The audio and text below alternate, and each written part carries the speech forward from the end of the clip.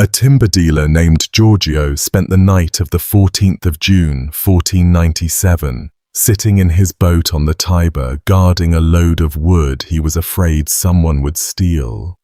Around 2 in the morning, he watched a man on a white horse come down the alley beside the hospital of San Girolamo, the spot where Romans dumped their refuse into the river.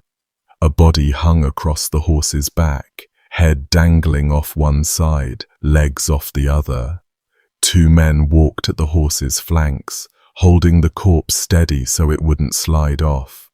At the water's edge, they turned the animal around, took the body by the hands and feet, swung it out, and let go. The rider asked if it had sunk. They said, "Yes, sir." Then one of them noticed a cloak still floating on the surface, and they threw stones at it until it went under too. After that, they left, and Giorgio went back to watching his wood. Nobody asked him about it for 2 days. When investigators finally found him and wanted to know why he hadn't reported a murder, his answer survives in the record, and it tells you more about Rome in the 1490s than any sermon could. He said that in his time he had seen at least 100 bodies thrown into the river at that exact spot, and no one had ever come asking about a single one of them. This time somebody came asking. Fishermen dragged the riverbed and pulled up a young man, fully dressed, boots and spurs still on, gloves tucked in his belt, dagger still sheathed, 30 ducats untouched in his purse. His hands were tied. 9 stab wounds, 1 straight through the throat, the rest scattered across his head and body and legs. He was 21 years old, a duke, and the favorite son of the man sitting on the throne of St. Peter. His father was Pope Alexander VI, born Rodrigo Borgia, and when they told him what the river had given back, the people outside his locked doors could hear him howling. "We are going to spend a long time with this family tonight. The murders that were never solved, the ones that absolutely were, the poison stories, the strangled son-in-law, the 50 courtesans and the chestnuts, the friar burned in Florence, and a papal corpse so foul that the workmen had to punch it into its coffin. Some of it comes from careful diarists who were standing in the room. Some of it comes from men who hated the Borgias with everything they had. I'll tell you who's speaking as we go, and you can weigh it yourself." Before we wade back into the river, a quick hello. If this is your first night here, I'm glad the algorithm washed you up on this particular shore, and if you're a regular, you already know how these evenings go. Do me one small favor while things are still calm.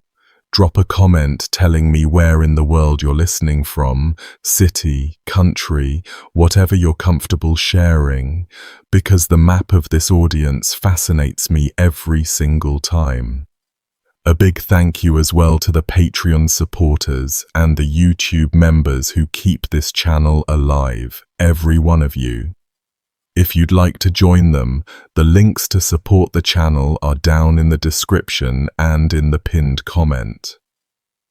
Alright, Rome can't wait forever. To get to that riverbank, we have to start about 65 years earlier and 1,000 kilometers west, in a town called Tiber, near Valencia, on the eastern coast of Spain.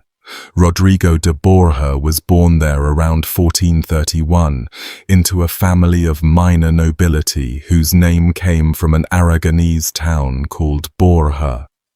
Respectable people, locally known and completely invisible to the rest of Europe. In Italian mouths, the name would soften into Borgia, and within a generation it would be the most feared word in Italy.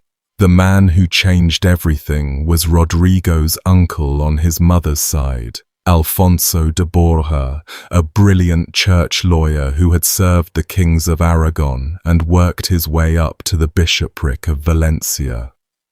In April of 1455, at 76 years old and half expected to die within months, Alfonso was elected pope as a compromise candidate nobody felt threatened by. He took the name Calixtus III. The Italian cardinals figured a frail old Spaniard would keep the seat warm for a few years and quietly expire. He did die 3 years later, but he spent those 3 years doing exactly what every Italian family in the College of Cardinals did with the papacy. He showered it on his relatives. The Italians had a word for foreigners like the Borgias. They called them Catalans, and they did not mean it kindly.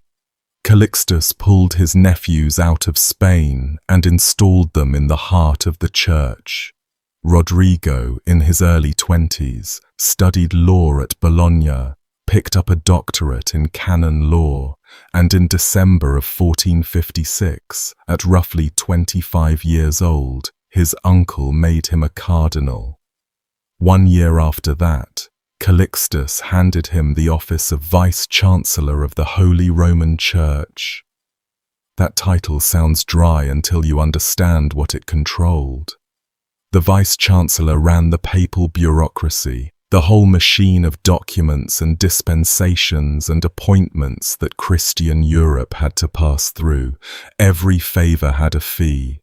One contemporary reckoning put the office's income at 8,000 gold florins a year, on its own, before you counted anything else.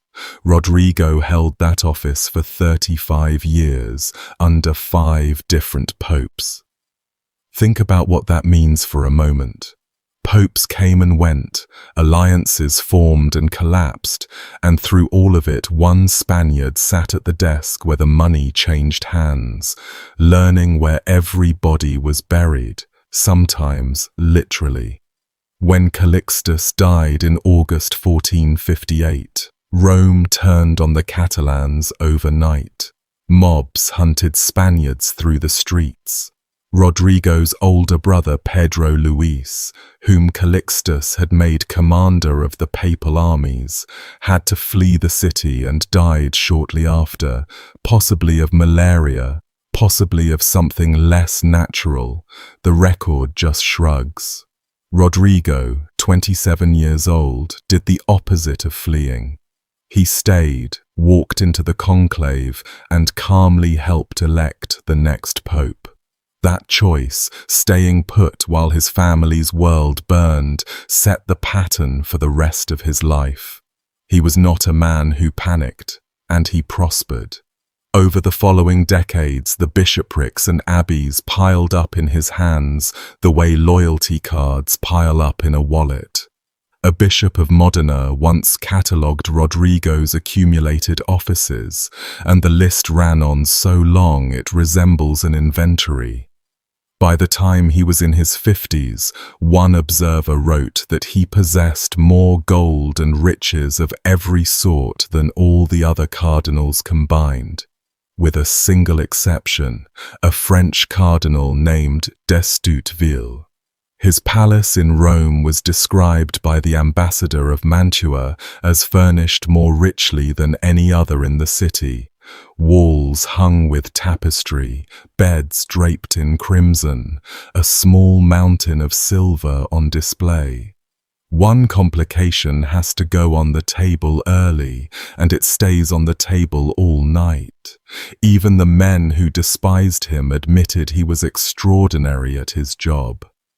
Francesco Guicciardini, a Florentine historian who wrote some of the most poisonous pages ever aimed at this family, still conceded that Rodrigo combined rare prudence and vigilance, mature judgment, marvelous powers of persuasion, and real skill in the most difficult business.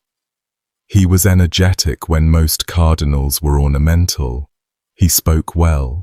He worked hard, he almost never got sick, and people who met him tended to like him whether they wanted to or not. A tutor named Gaspare of Verona wrote, while Rodrigo was still a young cardinal, that he was handsome, cheerful, honey-tongued, and that beautiful women were drawn to him more powerfully than iron to a magnet.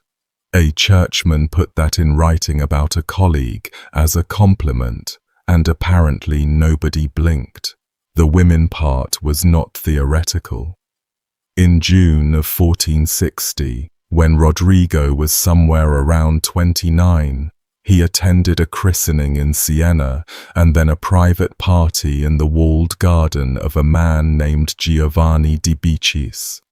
What happened in that garden we only know second-hand, but the second-hand source happens to be the Pope.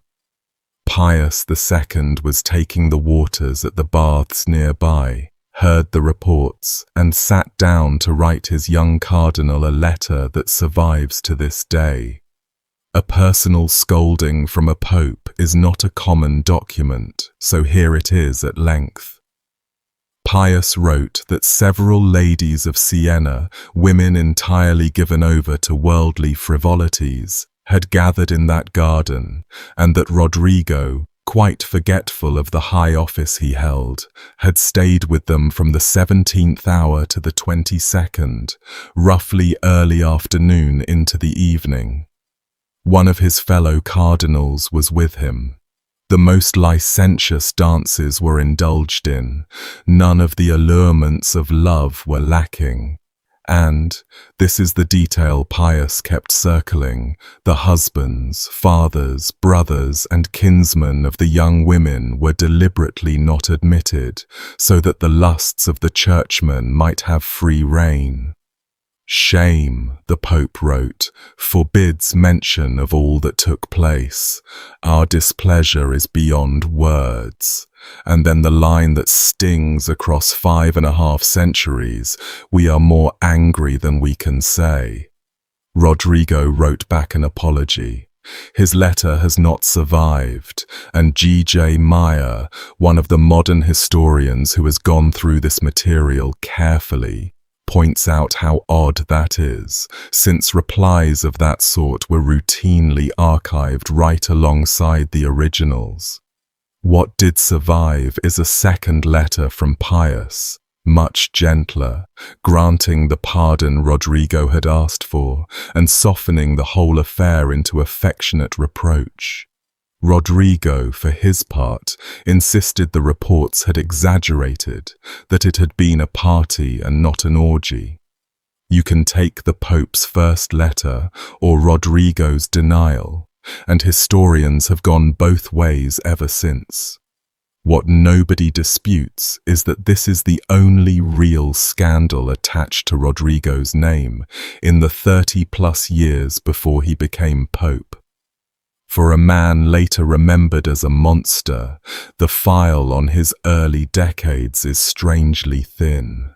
One garden party. The children, though, the children were never a rumor. By the standards of the 15th century church, a cardinal keeping a mistress barely counted as scandal, closer to a lifestyle choice. Plenty of Rodrigo's colleagues had children they politely called nephews and nieces. What set Rodrigo apart was scale and honesty. He fathered somewhere in the range of 7 to 9 children that historians can trace, by several women, and the 4 who mattered most he acknowledged openly, without much pretense at all. Their mother was a Roman woman named Vanosa dei Catanei, born in 1442 to a family with roots near Mantua. She ran inns in Rome, good ones, profitable ones, and her connection with Rodrigo seems to have started around 1470 and lasted well over a decade as a settled second household. Rodrigo arranged a series of accommodating husbands for her, respectable men who married a cardinal's mistress with their eyes open and were compensated for their flexibility. Between roughly 1474 and 1482, Vanosa gave him 4 children. Cesare, born in September 1475, though some sources shift him a year. Juan, called Giovanni in Italy, born in either 1474 or 1476, and the birth order of those two boys is one of those small uncertainties that ends up mattering, since it colours which brother you imagine resenting which. Then Lucrezia, born the 18th of April, 1480, at Subiaco in the hills outside Rome. And finally Geoffrey, born around 1481 or 82, the one child Rodrigo occasionally, in irritated moods, suggested might not actually be his. He loved them without embarrassment. Ambassadors reported it as plain fact. This cardinal adores his children, and later this pope adores his children.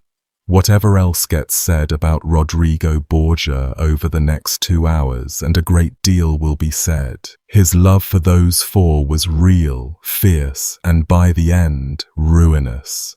Nearly everything monstrous in this story grows out of a father trying to hand the world to his kids. By the mid-1480s, his passion for Vanozza had cooled into something almost administrative. She kept her inns, invested in property, attended family occasions, and settled into a comfortable semi-retirement as mother of the Pope's children, a job title that existed in Renaissance Rome without irony.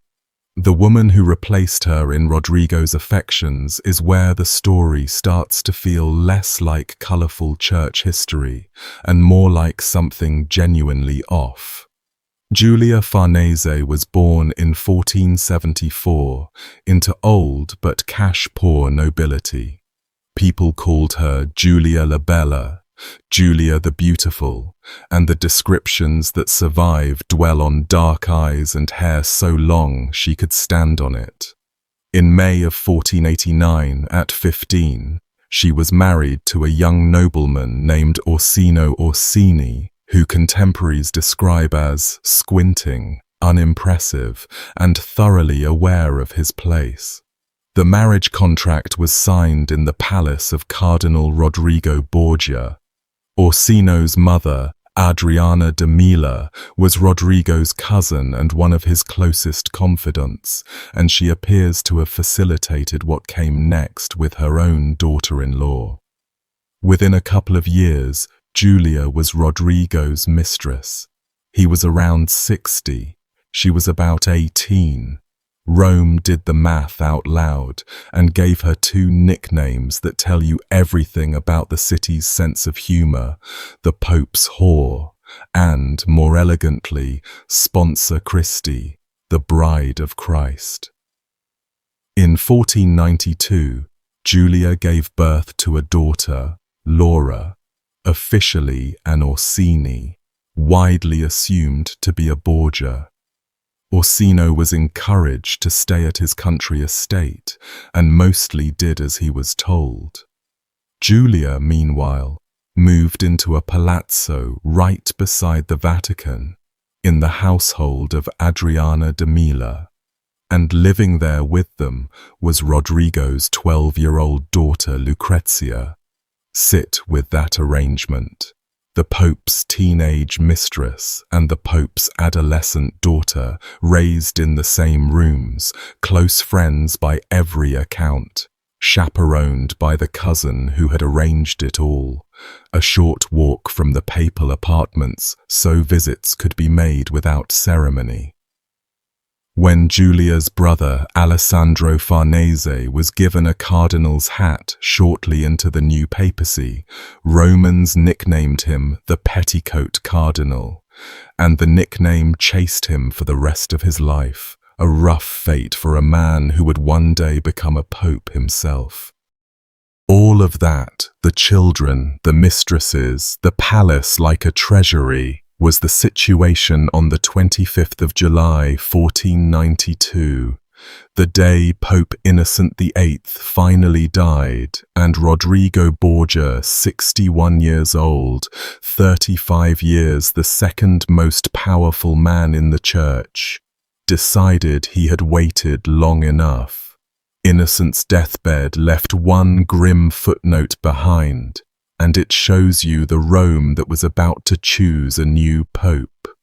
As the old man lay dying, unable to keep food down, taking nothing but sips of milk, a story went around the city, and the diarist, Stefano Infessura, wrote it down as fact, that a doctor had attempted a desperate cure by taking the blood of 3 10-year-old boys, who were paid a ducat apiece, and who died of it. Whether the blood was drunk or transfused, nobody could quite agree. Modern historians treat Infessura carefully here. He loathed the papal court, and anti-Semitic embellishment hangs on the tale, since he blamed a Jewish physician. Maybe it happened. Maybe it was gutter talk. Either way, Romans believed their dying pope's court was capable of it, and that belief is its own kind of evidence about the moral temperature of the city. Between Innocent's death and the conclave, over 200 people were murdered in the streets of Rome. 200 in about 2 weeks. That was considered a normal vacancy. 23 cardinals filed into the Sistine Chapel on the 6th of August, 1492, the first conclave ever held under Michelangelo's future ceiling, though at that point it was just Perugino's frescoes and a lot of ambition in a locked room. 3 men mattered. Ascanio Sforza, brother of the ruler of Milan, carrying his family's interests like a banner. Giuliano della Rovere, a hard, furious Ligurian backed by the King of France, who had reportedly placed 200,000 ducats with a Roman bank to grease his candidacy, with another 100,000 from Genoa on top. And Rodrigo Borgia, the vice-chancellor, the richest insider in the building, technically a long shot because he was a Spaniard, and the Italians had not forgotten the last Catalan pope. What happened over those 5 days depends entirely on whom you ask, and this is one of those places where I'd rather hand you the sources than a verdict. Infessura, our sour Roman diarist, tells it as open commerce. In his telling, 4 mule loads of silver were seen moving through the night from Borgia's palace to the palace of Ascanio Sforza, payment on delivery for Milan's votes. Other reports itemize Ascanio's price differently and more plausibly, since hauling out raw silver was crude even by the standards of the day. Ascanio got the vice-chancellorship itself, the very office and palace Rodrigo was vacating, one of the most valuable prizes in Christendom, plus the castle of Nepi and a rich bishopric in Hungary worth 10,000 ducats a year. Every wavering cardinal, the gossip ran, found something in his stocking: benefices, abbeys, fortified towns, cash. The oldest man in the room, the 86-year-old patriarch of Venice, Maffeo Garrado, was said to have gone for the bargain price of 5,000 ducats, and his vote may have been the one that tipped it. The Venetian envoy in Milan wrote home in disgust that the papacy had been sold by simony and 1,000 villainies and indecencies, and called the whole business disgraceful and detestable. That is one version. Here is the other. Michael Mallet, whose study of the Borgias is still one of the standards, went through the conclave records and concluded that Rodrigo was actually in front from the first ballot, that the bribery stories only bloomed after the election, when the routine distribution of a new pope's vacated offices looked in hindsight like a receipt. And he adds the obvious point that Della Rovere and Sforza were sitting on war chests of their own and were every bit as willing to spend them. The Old Catholic Encyclopedia goes further and flatly calls the mule load story discredited. So you have a choice of Romes, one where Rodrigo bought the papacy in the dark, and one where the most experienced administrator in the church won a dirty election in an era when there was no other sort. Both Romes agree on what happened at dawn.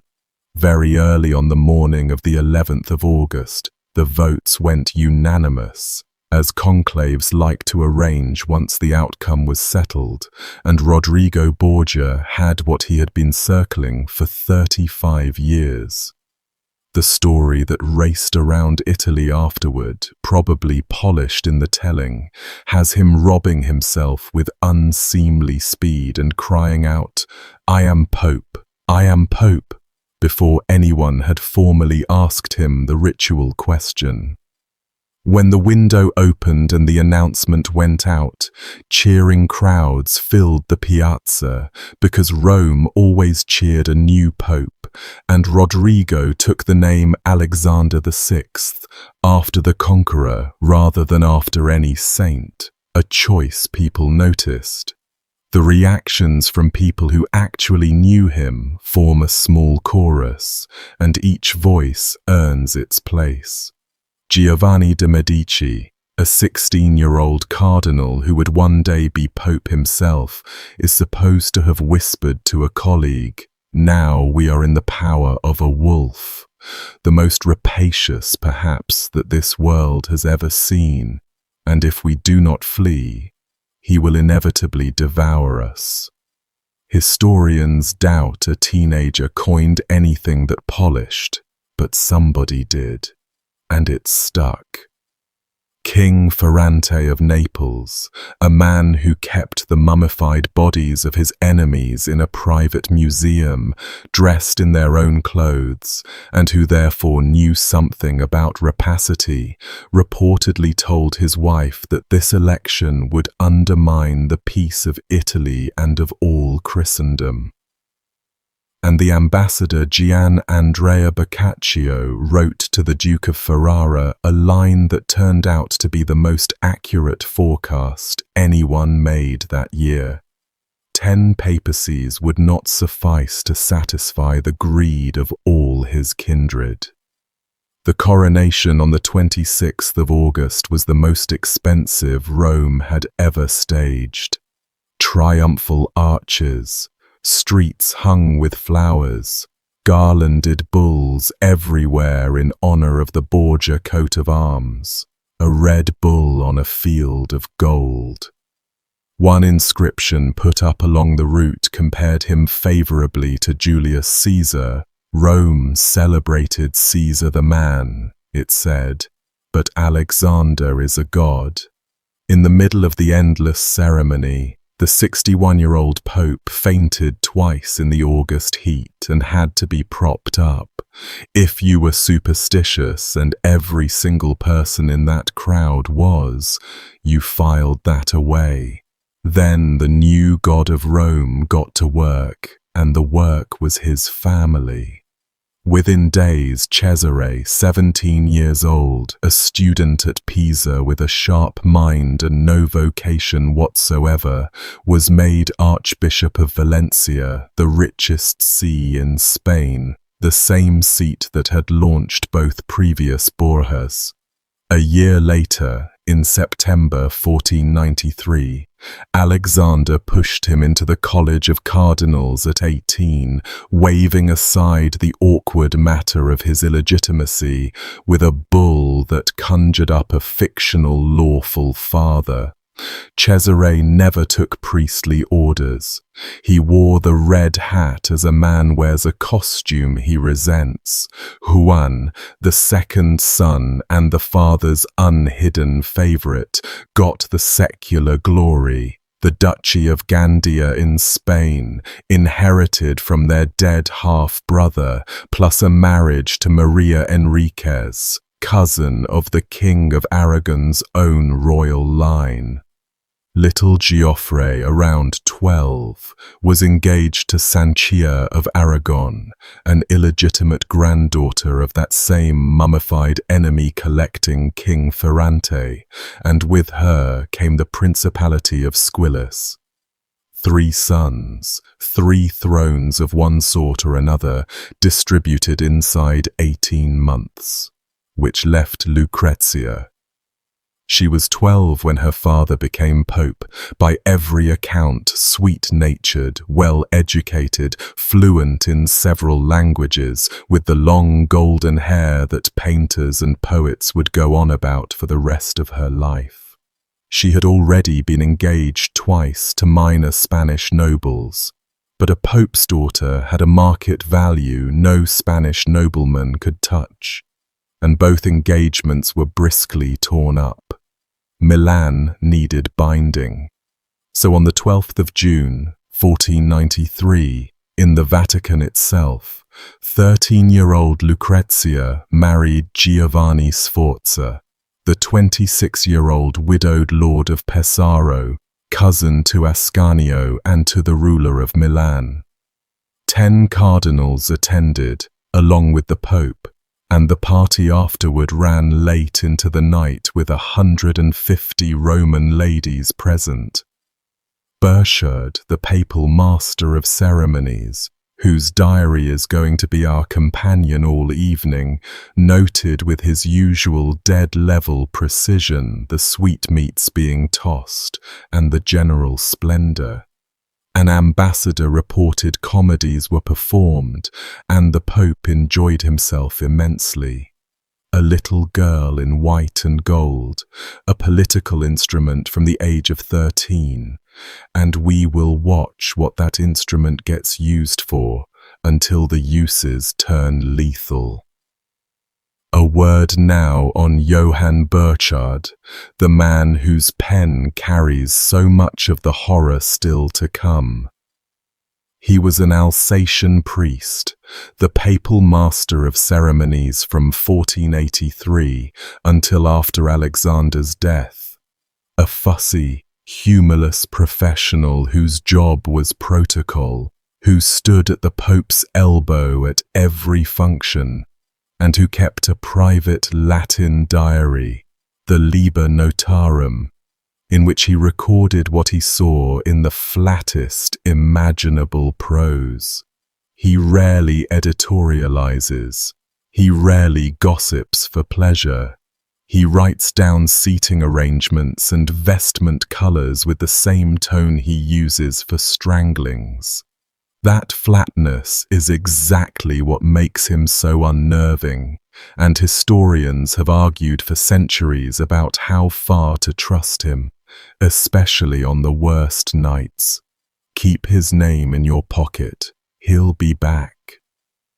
The first years of the papacy, to be fair to Alexander, showed the administrator Rome had paid for. He tightened justice in the city after the murderous vacancy, set up prison visitations, heard petitioners on Tuesdays, reorganized finances, and generally ran the machine better than it had been run in decades. Even hostile observers admitted the streets got safer. If the story had stopped in 1493, he'd be a footnote, a competent Spanish pope with a scandalous personal life and pushy children. The story did not stop in 1493. That same year, Alexander did the thing for which, globally speaking, he probably matters most, and it had nothing to do with murder. Columbus had just returned from his first voyage. Spain and Portugal were squaring up over who owned an ocean, and both crowns looked to the Pope, in his capacity as arbiter of Christendom, to rule on it. Alexander, a Spaniard who owed Ferdinand and Isabella and needed their friendship, obliged with a series of bulls, the famous one issued on the 4th of May 1493, called Inter Caetera. He drew a line down the map of the world, pole to pole, 100 leagues west of the Azores and Cape Verde Islands, and granted Spain everything beyond it that no Christian prince already held, with a follow-up bull in September so generous to Spain it gestured toward India itself. Portugal refused to accept it, negotiated directly with Spain, and the next year the two kingdoms signed the Treaty of Tordesillas, shifting the line west far enough that Brazil would eventually fall to Portugal, and that is why South America speaks what it speaks. Entire continents of consequence dispensed from a desk in Rome by a man doing a favor for his home country. Whatever you think of Rodrigo Borgia, his handwriting is on the modern world in ways his enemies never will be. And one more act from those early years that sits strangely beside everything else you're going to hear tonight. In 1492, the very year of his election, Ferdinand and Isabella expelled the Jews from Spain, tens of thousands of people driven out with what they could carry. Around 9,000 of the destitute made their way toward the Papal States, and Alexander let them in.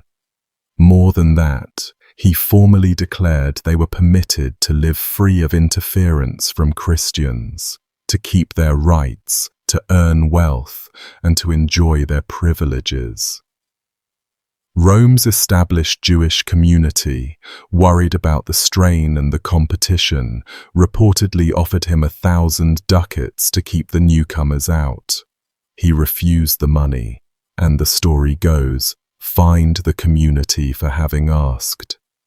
When Ferdinand pressed him to expel Rome's Jews as well, he declined. Sarah Bradford, one of his more clear-eyed biographers, notes dryly that he regarded them as useful citizens and a source of revenue, and taxed them accordingly, so nobody needs to reach for the word saintly. Portugal expelled its Jews in 1497, Provence in 1498, and Alexander admitted them too. His enemy Della Rovere would later whisper that the Pope must be a secret Jew himself. That was the quality of the criticism this policy earned him in his own lifetime. Hold both of those things in your head at once if you can. The man who sheltered 9,000 refugees against a superpower's wishes, and the man in the rest of this story. People do not come in single pieces, and this one less than most. The peace of those first years had a clock on it, and the clock ran out in the autumn of 1494, when a 24-year-old French king with an enormous army and a head full of chivalric novels decided to come take Naples, straight down the length of Italy, straight through the Papal States, with a personal grudge riding along in his baggage train. Charles VIII of France believed he had a claim to the crown of Naples, and Italy's feuding states, each hoping the French steamroller would flatten a neighbor, more or less waved him through. Milan invited him outright, and riding with the French court was Cardinal Giuliano della Rovere, the loser of the conclave, who had fled Rome and spent his exile pouring one idea into the young king's ear: depose Alexander, call a council, put the simony of 1492 on trial, strip the Spaniard, and start over. For Alexander, this invasion doubled as an existential proceeding, with 30,000 troops attached to the writ.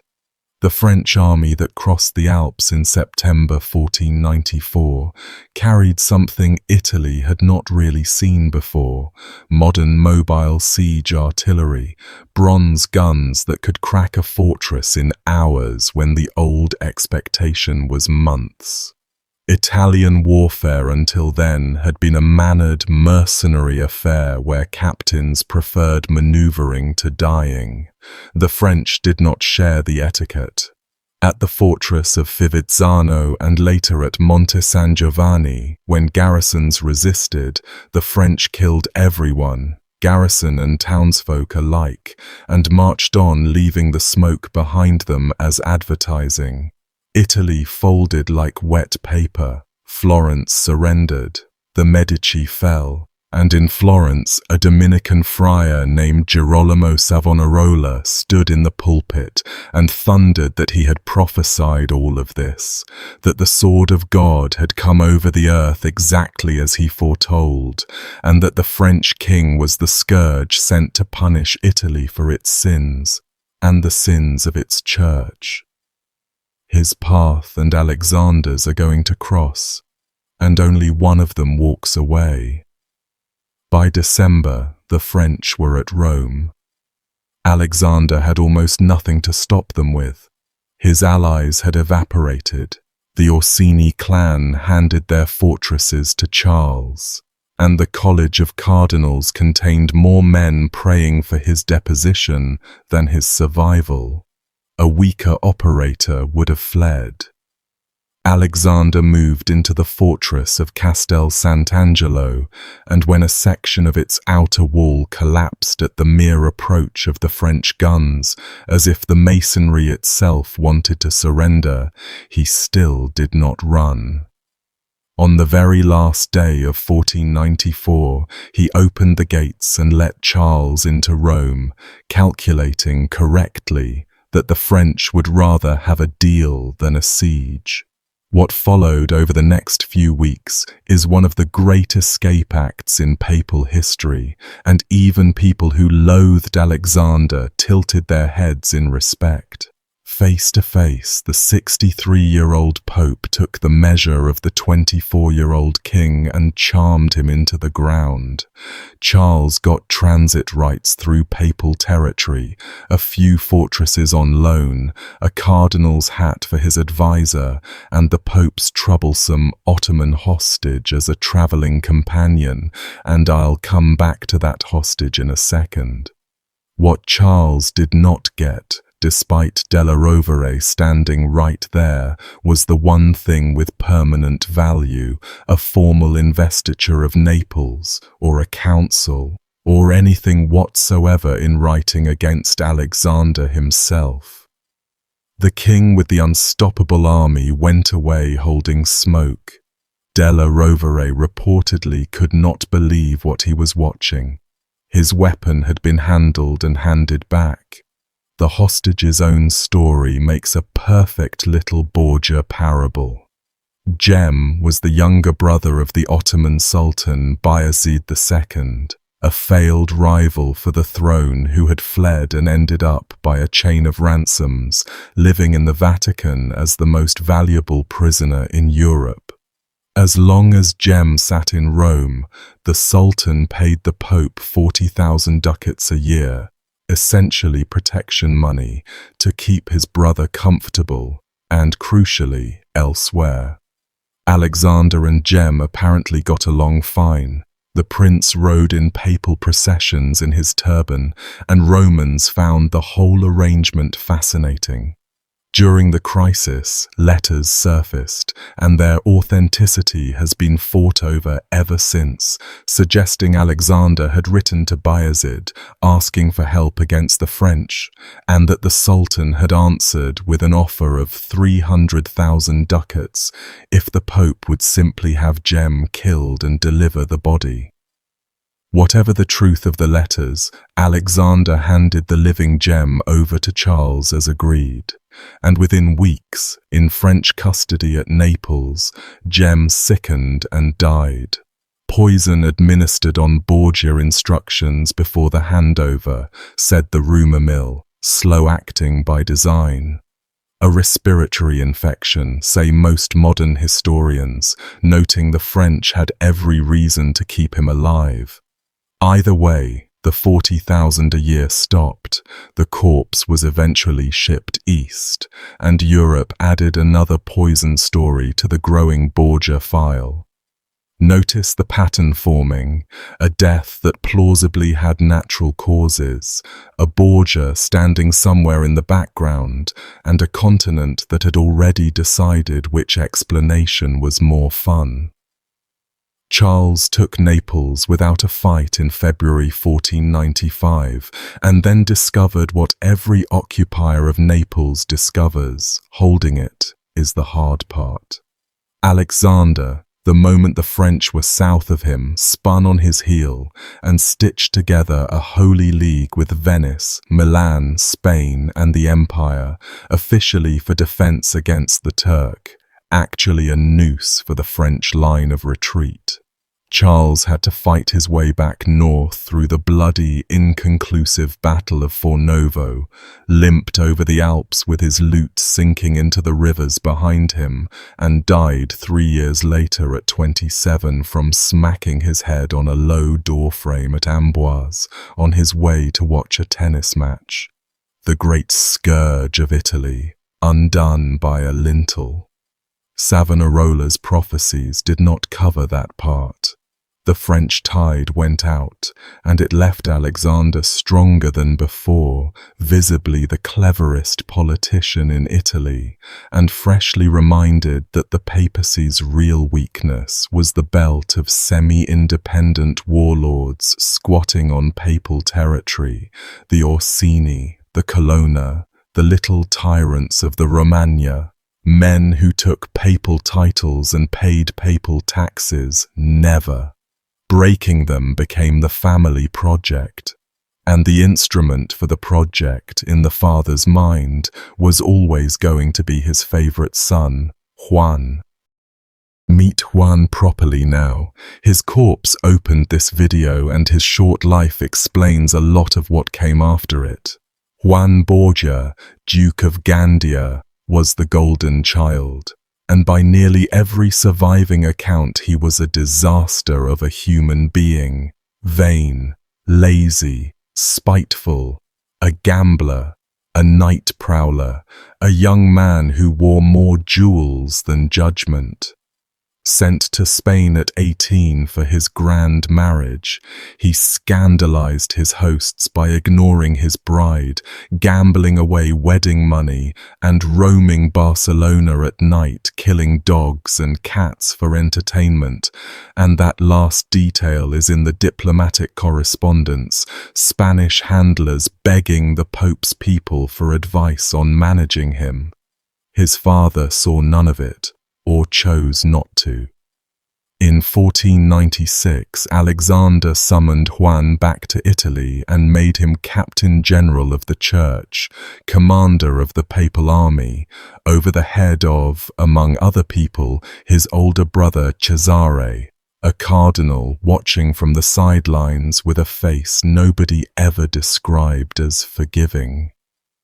The military campaign against the Orsini that followed, with Juan nominally in charge, went badly, one fortress after another holding out, and ended in a genuine defeat at Soriano in January 1497, where Juan picked up a light face wound and a heavy coating of ridicule. Rome laughed at him. His father blamed everyone else and papered over the failure by carving out new titles for the boy, including plans to invest him with the Duchy of Benevento, actual church territory, alienated to a papal bastard. Even friendly cardinals swallowed hard at that one. By the early summer of 1497, Juan Borgia was the most conspicuously over-promoted young man in Italy, envied, mocked, and hated in roughly equal measure, with a father planning to pile still more on him.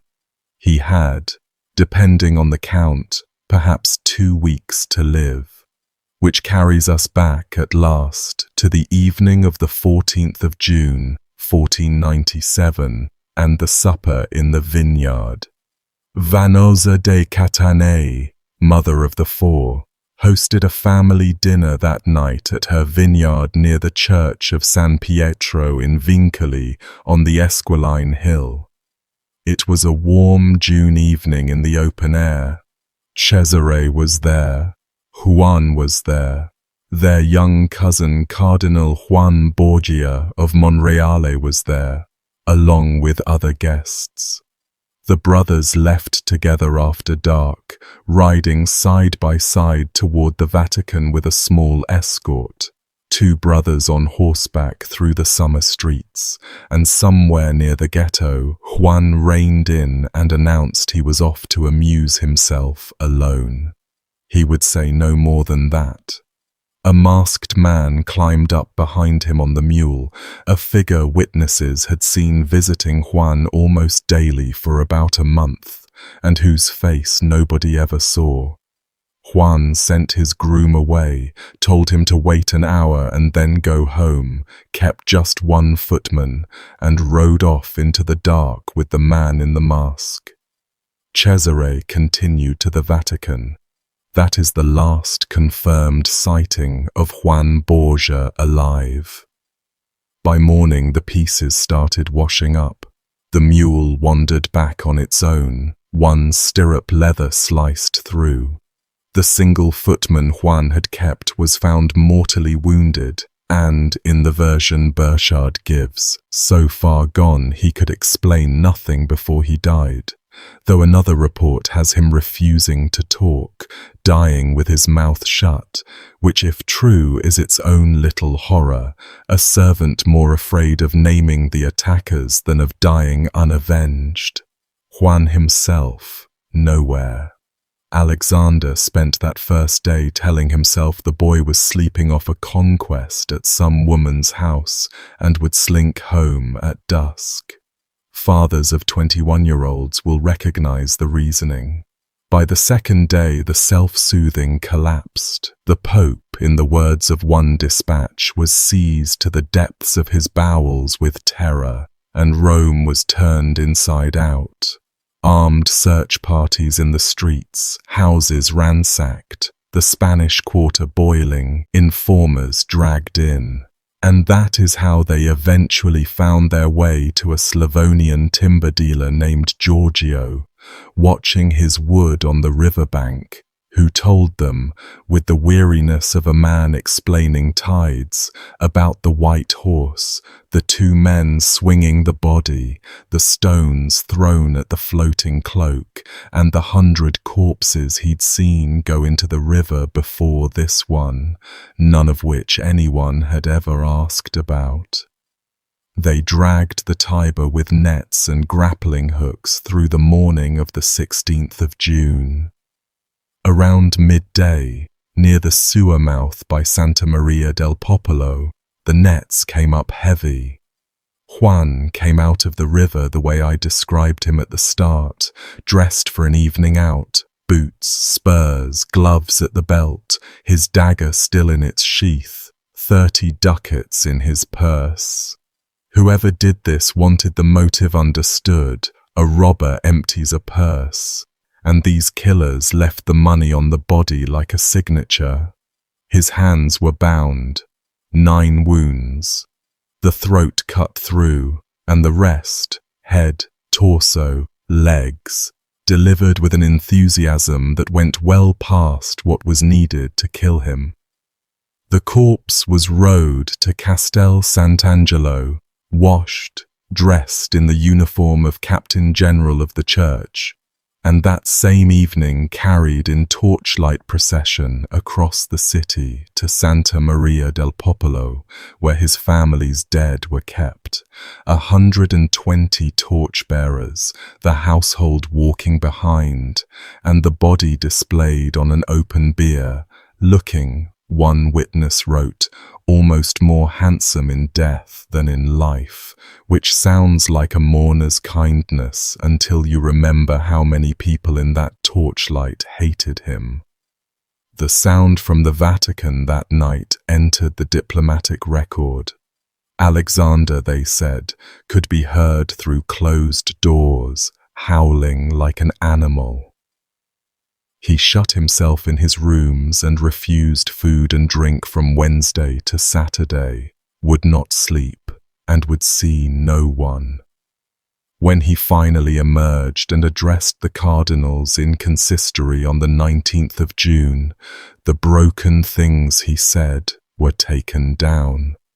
The Duke of Gandia is dead. A greater calamity could not have befallen us, for we loved him above all things. We would have given 7 papacies to have him alive again. God has done this, perhaps, for some sin of ours, and not because he deserved so terrible a death. And then the 66-year-old Pope, in front of the assembled college, announced that he had understood the blow as a judgment on his own life, that the Church needed reform starting with the papacy itself, and he appointed a commission of cardinals to draw up the program. For a few weeks that summer, the commission actually worked. Draft decrees survive, limits on simony, on the sale of offices, on cardinals' luxury, on, and you can hear the pen tremble. Popes providing for their children. Then the Pope's grief scabbed over. The political costs of reform clarified themselves, and the whole project was quietly filed in a drawer where it stayed forever. The one moment Rodrigo Borgia looked into himself, brought on by his son's opened throat, and it lasted about a month. The investigation went the same way. Suspects were everywhere because enemies were everywhere. The Orsini, freshly at war with the man's father, sat at the top of the list, and Alexander seems privately to have believed it was them for a while. Giovanni Sforza, the despised son-in-law, nursed grudges and motives of his own. Ascanio Sforza panicked so hard he fled Rome, always a bad look. Even little Geoffrey had a theoretical motive, since Juan had been paying obvious attention to Geoffrey's wife Sanchia, who collected Borgia brothers, all of them, and I do mean apparently all of them. But nobody seriously pictured the youngest boy managing an operation this clean, and gradually, with never an arrest or a trial or a scrap of written evidence, the search simply stopped. Burchard's diary, so precise about everything, goes quiet on the matter. Within a couple of months, the Ferrarese ambassador reported that the Pope no longer wished the death investigated. Draw what you like from a father calling off the hunt for his favorite son's killers. Rome drew conclusions immediately. The name Rome eventually settled on arrived about a year later, floating up first in Venetian dispatches and then everywhere, and it was Cesare. No witness ever placed him, no evidence was ever produced, and several modern historians, Mallet among them, point out that the case against him is built entirely of hindsight. He benefited, he was capable, and he later did things that made it easy to believe. Others note the family behavior afterward, the halted inquiry, Cesare's untouched standing with his father, and find the hindsight persuasive. The one thing beyond argument is what the accusation did once it existed. From about 1498 onward, Italy believed the Pope's son had butchered the Pope's other son and gotten away with it inside his father's own city, and every subsequent Borgia crime, real or invented, got easier to believe because this one was already on the shelf. A family reputation is a compound interest account. This was the deposit. Grief did not slow the dynastic machinery for long, and the next gear to turn was Lucrezia's marriage, the Sforza one, arranged when Milan was useful. By 1497, Milan was no longer useful. The French crisis had rearranged everything, and Giovanni Sforza had gone from asset to furniture. Alexander wanted the marriage gone. The tool chosen for its destruction was the most publicly humiliating instrument canon law offered, an annulment on grounds of impotence, a legal declaration published to all of Europe, that in 4 years of marriage, Giovanni Sforza had never once managed to consummate it. Giovanni's reaction was, first, to run.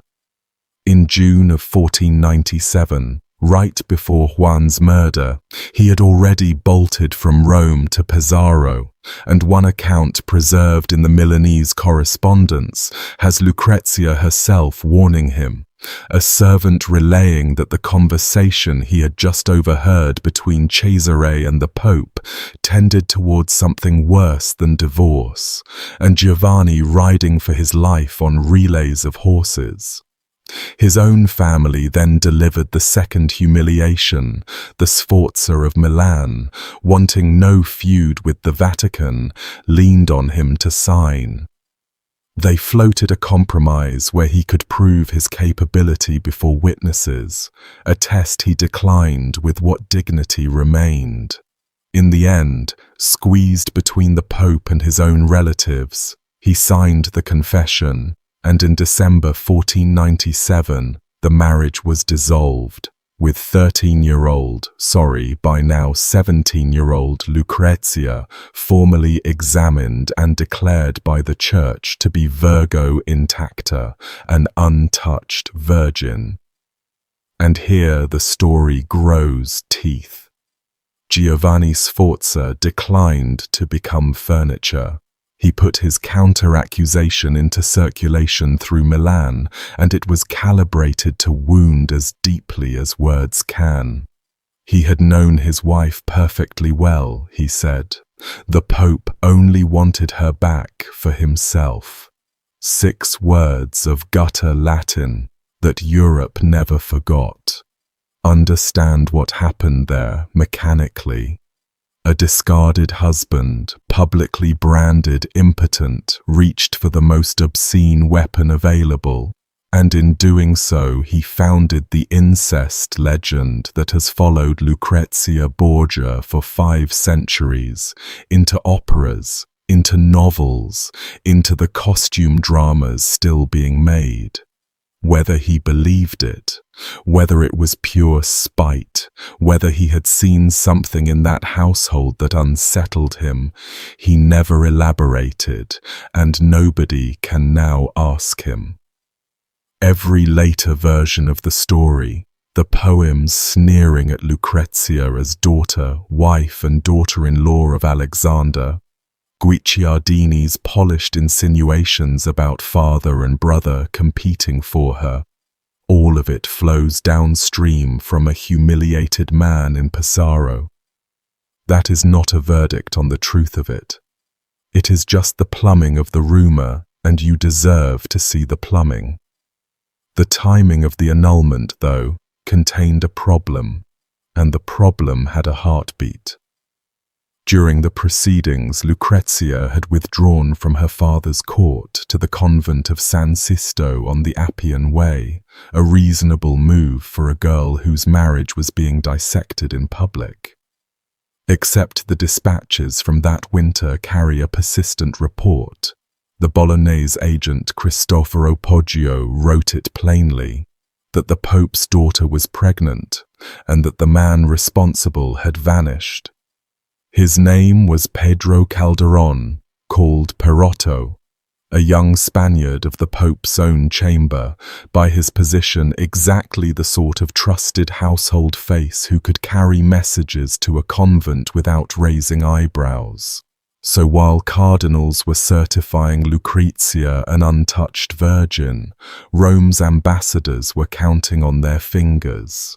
What happened to Perotto comes to us in 2 versions, and I'll give you both. They deserve each other.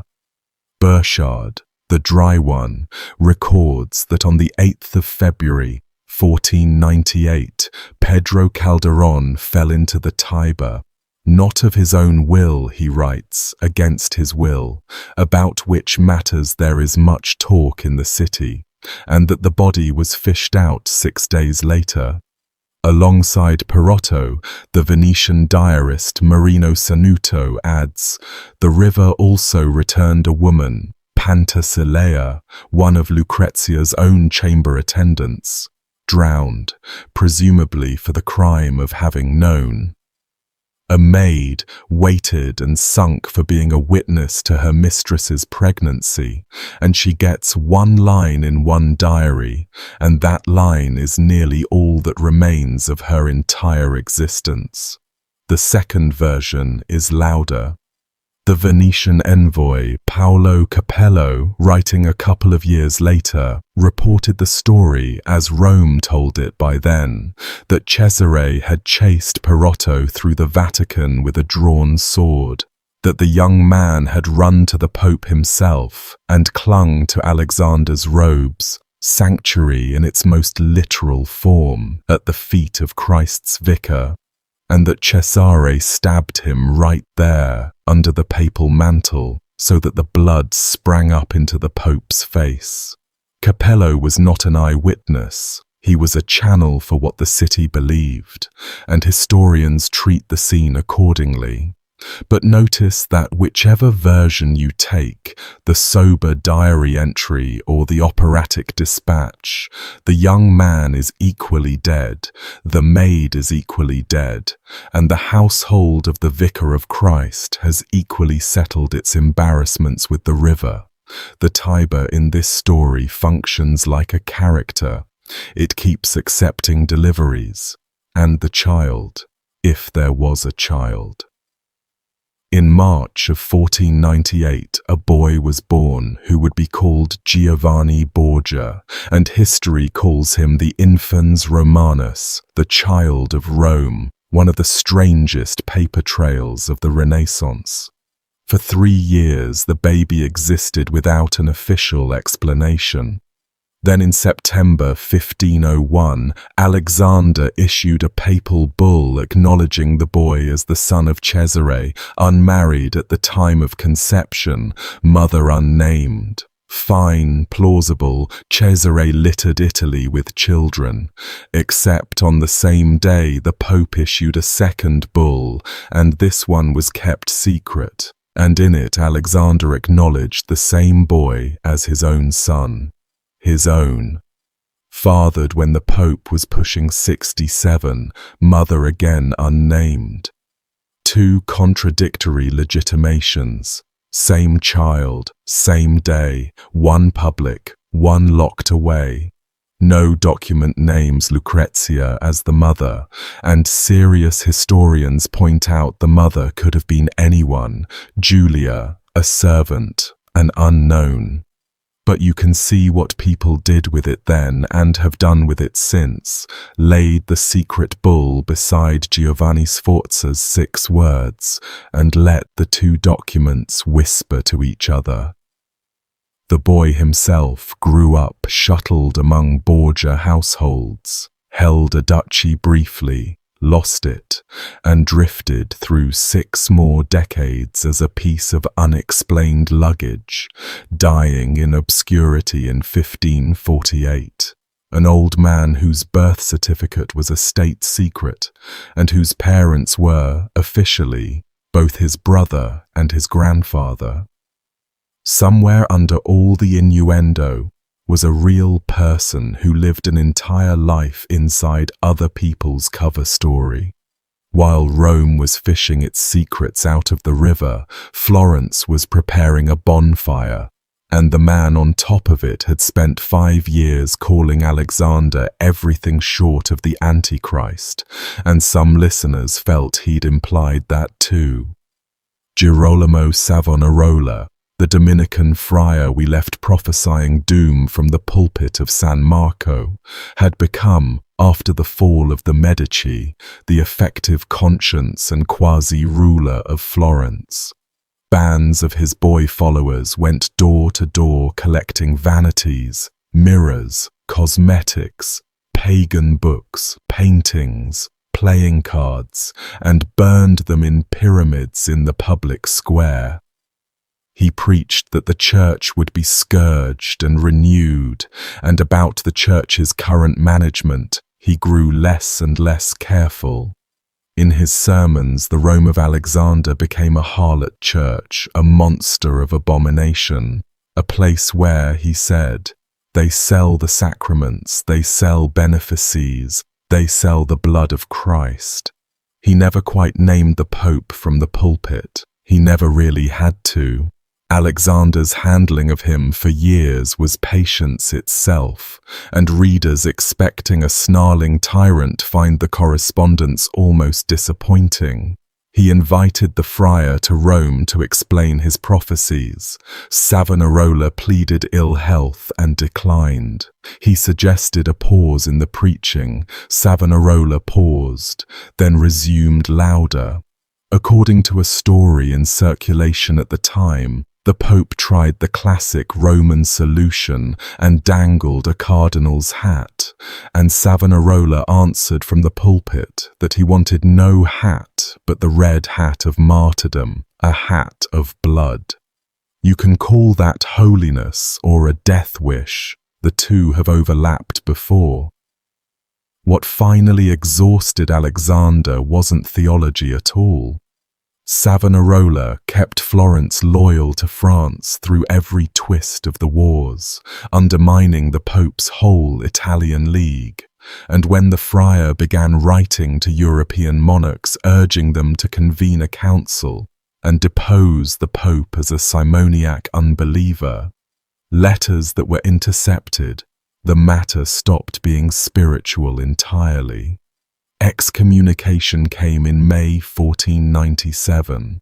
Savonarola ignored it, celebrated Mass anyway, and Alexander began squeezing Florence itself, threatening interdict, the commercial kiss of death for a city of bankers with property in Rome.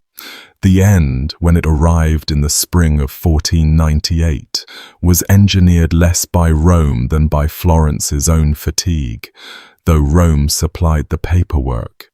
A rival Franciscan challenged Savonarola's followers to prove their prophet by ordeal, walking through fire, and the city, delighted, scheduled it for the 7th of April in the main square. Stands were built, crowds packed in for the best show of the decade, and then watched two teams of friars bicker for hours about the rules, whether the Dominican could carry the consecrated host into the flames, while the sky darkened, a downpour soaked the woodpile, and the authorities cancelled the whole thing. Nobody burned, and that was the catastrophe. The crowd had been promised a miracle and got a rain delay, and overnight the city's spell broke. The next day a mob besieged San Marco. Savonarola's partisans fought back with swords over altar rails. A few men died inside the church, and by morning the friar was in custody with two of his closest brethren. What Florence did to him over the following 6 weeks, with a papal license arriving partway through to make it canonical, was torture, plain and simple, and the instrument was the strappado. Hands bound behind the back, hoisted to the ceiling by the wrists, then dropped and jerked short. The shoulders dislocate. Repeat as needed. Savonarola, physically frail, a scholar in his mid-40s, was given multiple drops in a single session, 14 by one count on the worst day, and between sessions the examiners got their confessions, prophecies invented, visions faked, whatever the transcript needed. Each time they let him recover, he took it back. So they hoisted him again, and he reconfessed and recanted again when the pain stopped, back and forth, a man being dismantled in installments while notaries kept minutes. The Pope's commissioners arrived from Rome in May to finish the process, and one of them, a Spanish jurist named Remolines, is on record announcing before he had questioned anyone that they would have a fine fire, for the sentence, he said, was already in his pocket. On the 23rd of May, 1498, in the Piazza della Signoria, on almost the exact spot where his followers had burned their mirrors and playing cards, Savonarola and his two fellow friars were led out onto a raised walkway ending in a gallows above a pyre. First came ritual degradation, stripped piece by piece of their vestments, when the bishop conducting it fumbled his lines and declared, "I separate you from the church militant and from the church triumphant." Savonarola corrected his Latin one last time. "Militant only," he said. "The triumphant is not yours to give." Then the three were hanged in chains, and while they still swung, the fire was lit beneath them, so the crowd got both executions at once, the strangling and the roasting, and boys threw stones at the dangling bodies to make them jerk.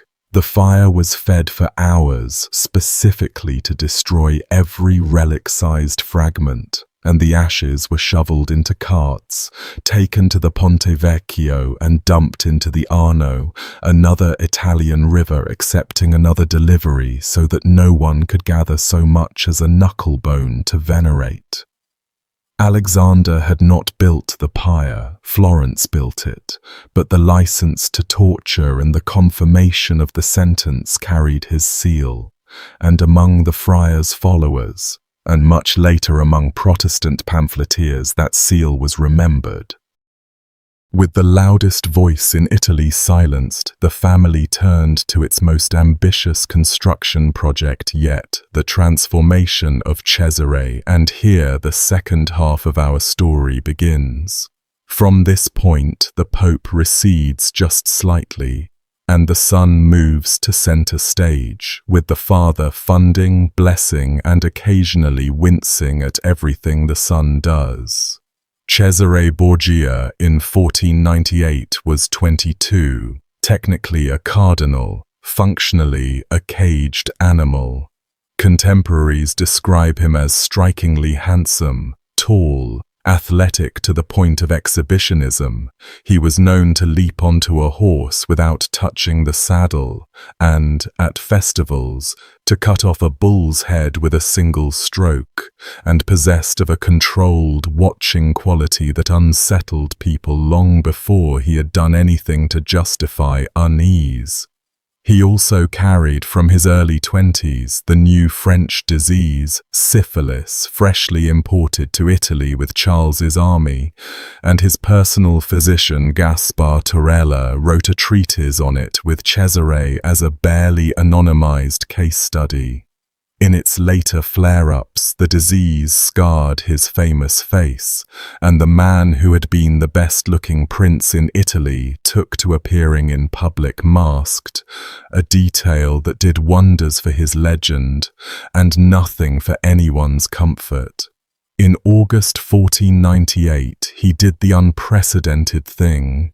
He stood before the consistory and asked to be released from the cardinalate, pleading that he had never had a vocation and that his soul was in danger, a rare Borgia statement that everyone could believe. No cardinal had ever simply resigned the purple. The college granted it, not least because the French deal riding on it was already public knowledge. King Louis XII, newly crowned, wanted his marriage to poor devout Jean of France annulled so he could marry Anne of Brittany and keep her duchy attached to the crown. The Pope had an annulment for sale. The price, paid to Cesare personally, was the French Duchy of Valentinois, which conveniently echoed his existing nickname, Valentino, a princely income, a French army on call, and a French royal bride, Charlotte d'Albret, sister of the King of Navarre, married in May 1499. Their one summer together produced a daughter Cesare would never meet. He left for Italy that autumn, and Charlotte, 20 years old, never saw her husband again and wore mourning for him, by the accounts from Navarre, for the rest of her quiet life. She gets forgotten in this story, one more person who touched it briefly and came away marked. Cesare came back over the Alps at the head of French cavalry with a new motto stamped on his sword, "Aut Caesar, aut nihil," either Caesar or nothing, and a shopping list drawn up by his father, the cities of the Romagna. On paper, these were papal lands. In practice, they were run by little dynasties of tyrants, some of them vicious even by period standards. And their removal could be marketed, not entirely dishonestly, as the church repossessing its own. Imola fell first, then Forlì in January 1500, where the defense was commanded by the one ruler in the region with more nerve than her soldiers, Caterina Sforza, the warrior countess who held the fortress personally until French troops swarmed the breach. What happened to her in Cesare's custody was reported across Italy within days.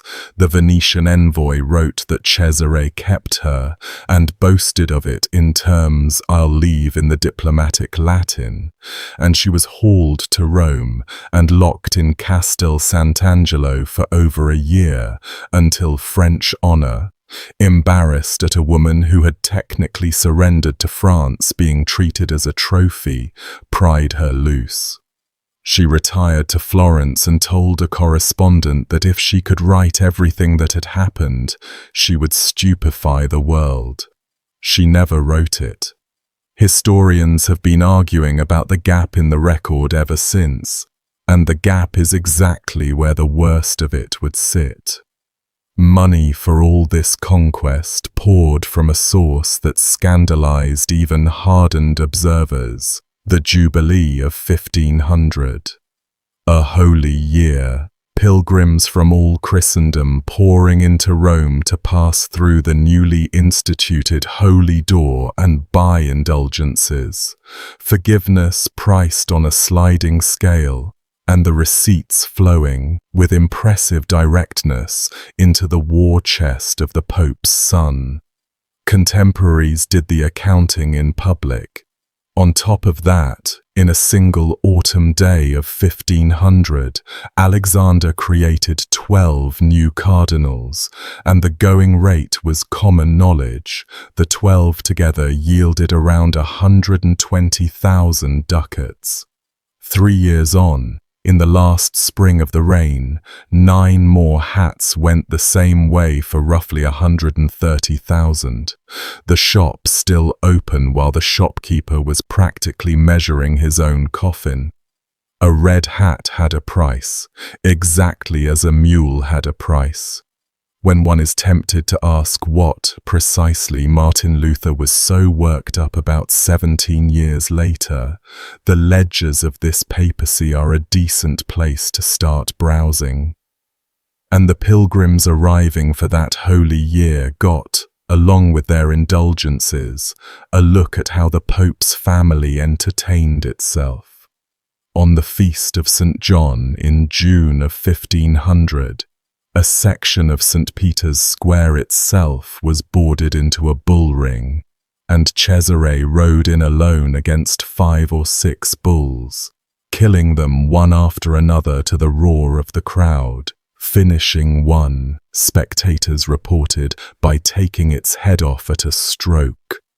A Spanish corrida in the forecourt of the holiest church in Christendom, blood soaking into ground where, that same week, pilgrims on their knees were climbing the steps toward absolution. Nobody involved saw any contradiction worth mentioning. That absence of embarrassment, more than any single crime, may be the most Borgia thing about the Borgias. Not all of Cesare's recreations were public, and the private ones ran darker. Capello, the Venetian envoy whose dispatches you've been hearing from all night, reported home in the autumn of 1500, a scene from inside a Vatican courtyard, condemned prisoners turned loose in an enclosed yard, and Cesare shooting them down with a bow from a balcony, taking his time between shafts, while the ambassador adds in the line that has kept the report infamous, the Pope and Lucrezia looked on from above. One ambassador, one dispatch, no second witness, and Capello was actively hostile by then, gathering everything ugly Rome would tell him, so weigh it as you like. His summary of the 25-year-old in the same report needs no weighing at all. It was already the consensus of every court in Italy. All Rome trembles, he wrote, at the Duke. Cesare by then had turned his days upside down, sleeping through the daylight, rising at dusk, doing business at midnight, wandering the city masked with a few companions on errands nobody dared ask about. And the mask, whether it hid the syphilis scars or just the man, became the way Romans pictured him, a faceless figure abroad in the dark hours with the power of life and death and no fixed address.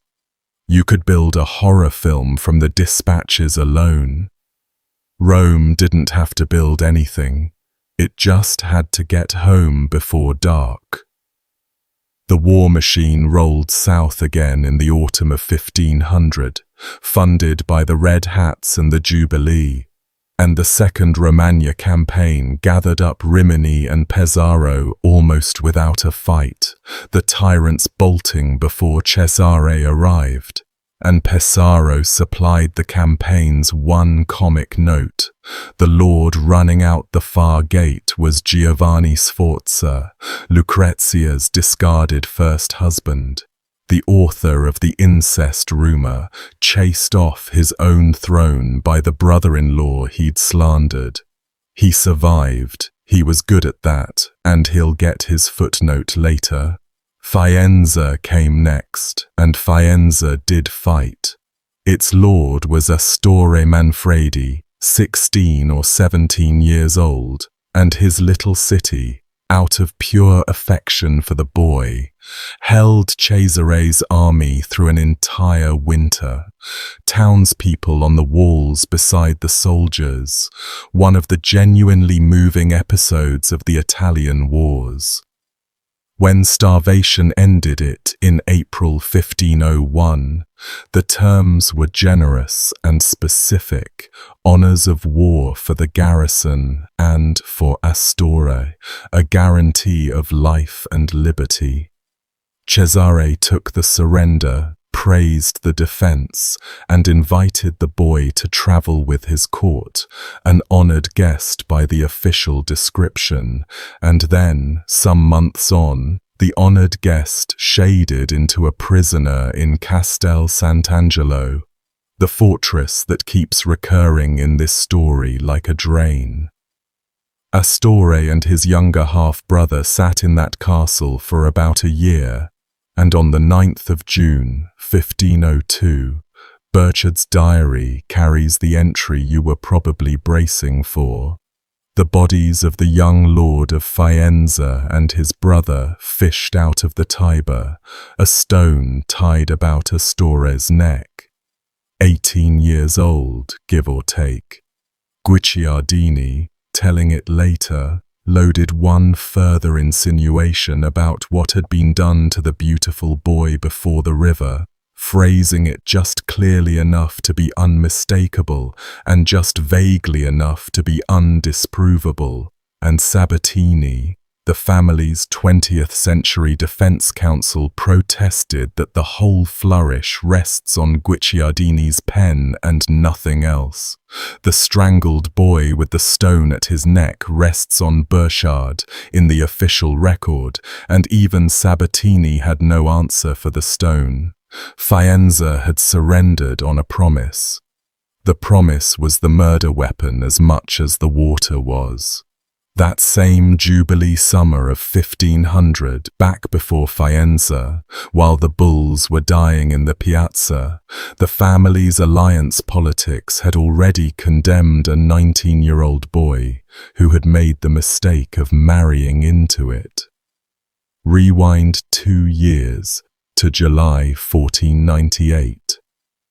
Lucrezia, freshly annulled, freshly bereaved of Perotto if the dispatches had it right, was married again at 18, and this time the politics pointed toward Naples. The groom was Alfonso of Aragon, Duke of Bisceglie, 17 years old, illegitimate son of a Neapolitan king, and universally described as one of the most beautiful young men anyone had seen at the Roman court.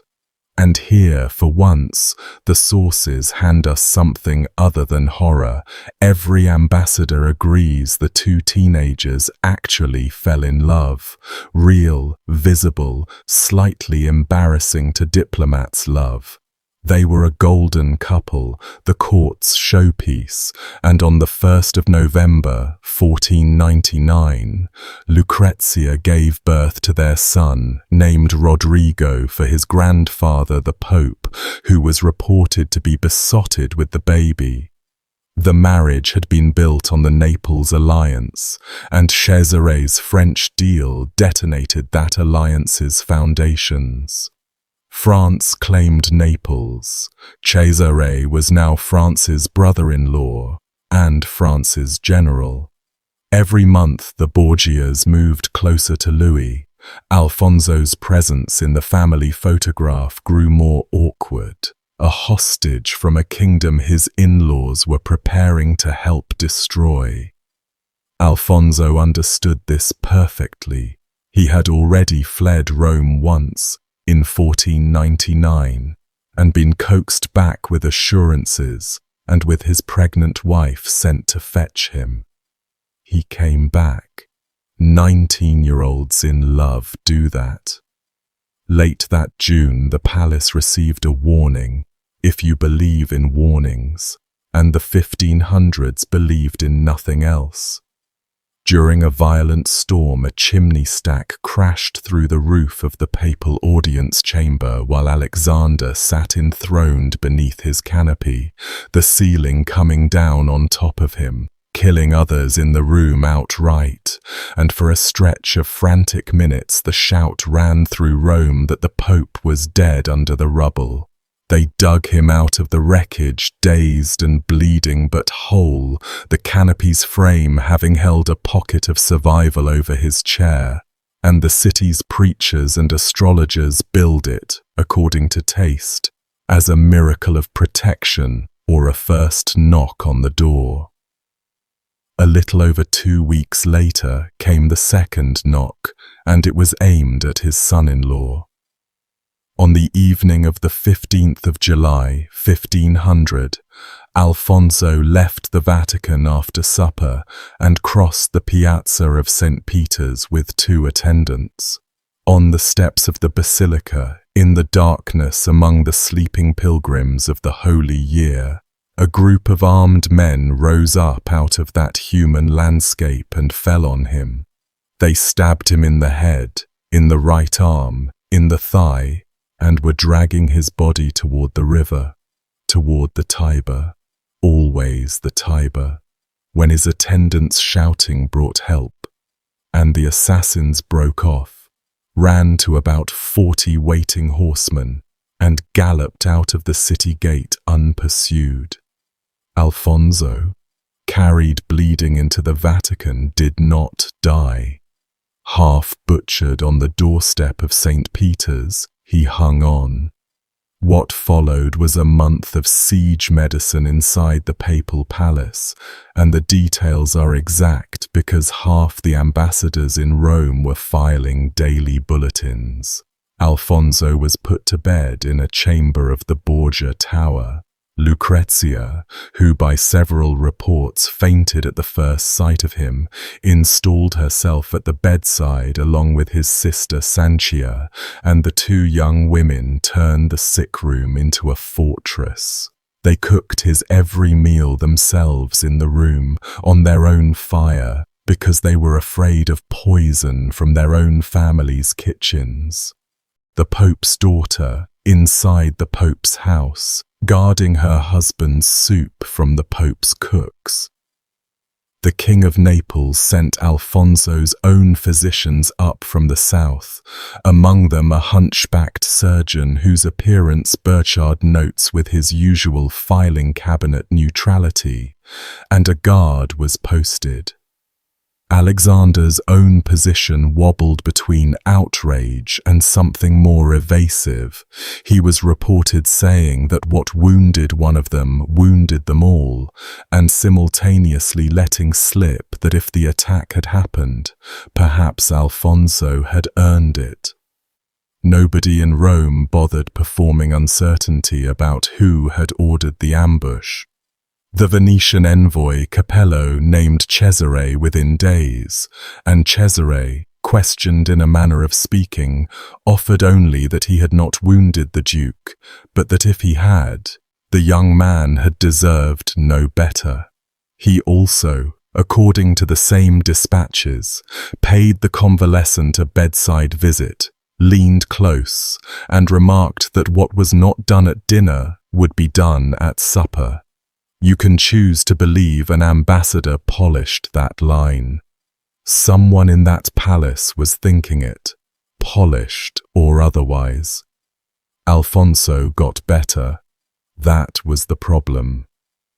By mid-August he was sitting up, joking, out of danger, and on the 18th of August, 1500, Cesare's household captain entered the sick room with armed men. His name was Miguel de Corella, called Michelotto, a Valencian who functioned as Cesare's hands whenever the work was strangling, and his fingerprints, in the most literal way available, are on half the deaths remaining in this story.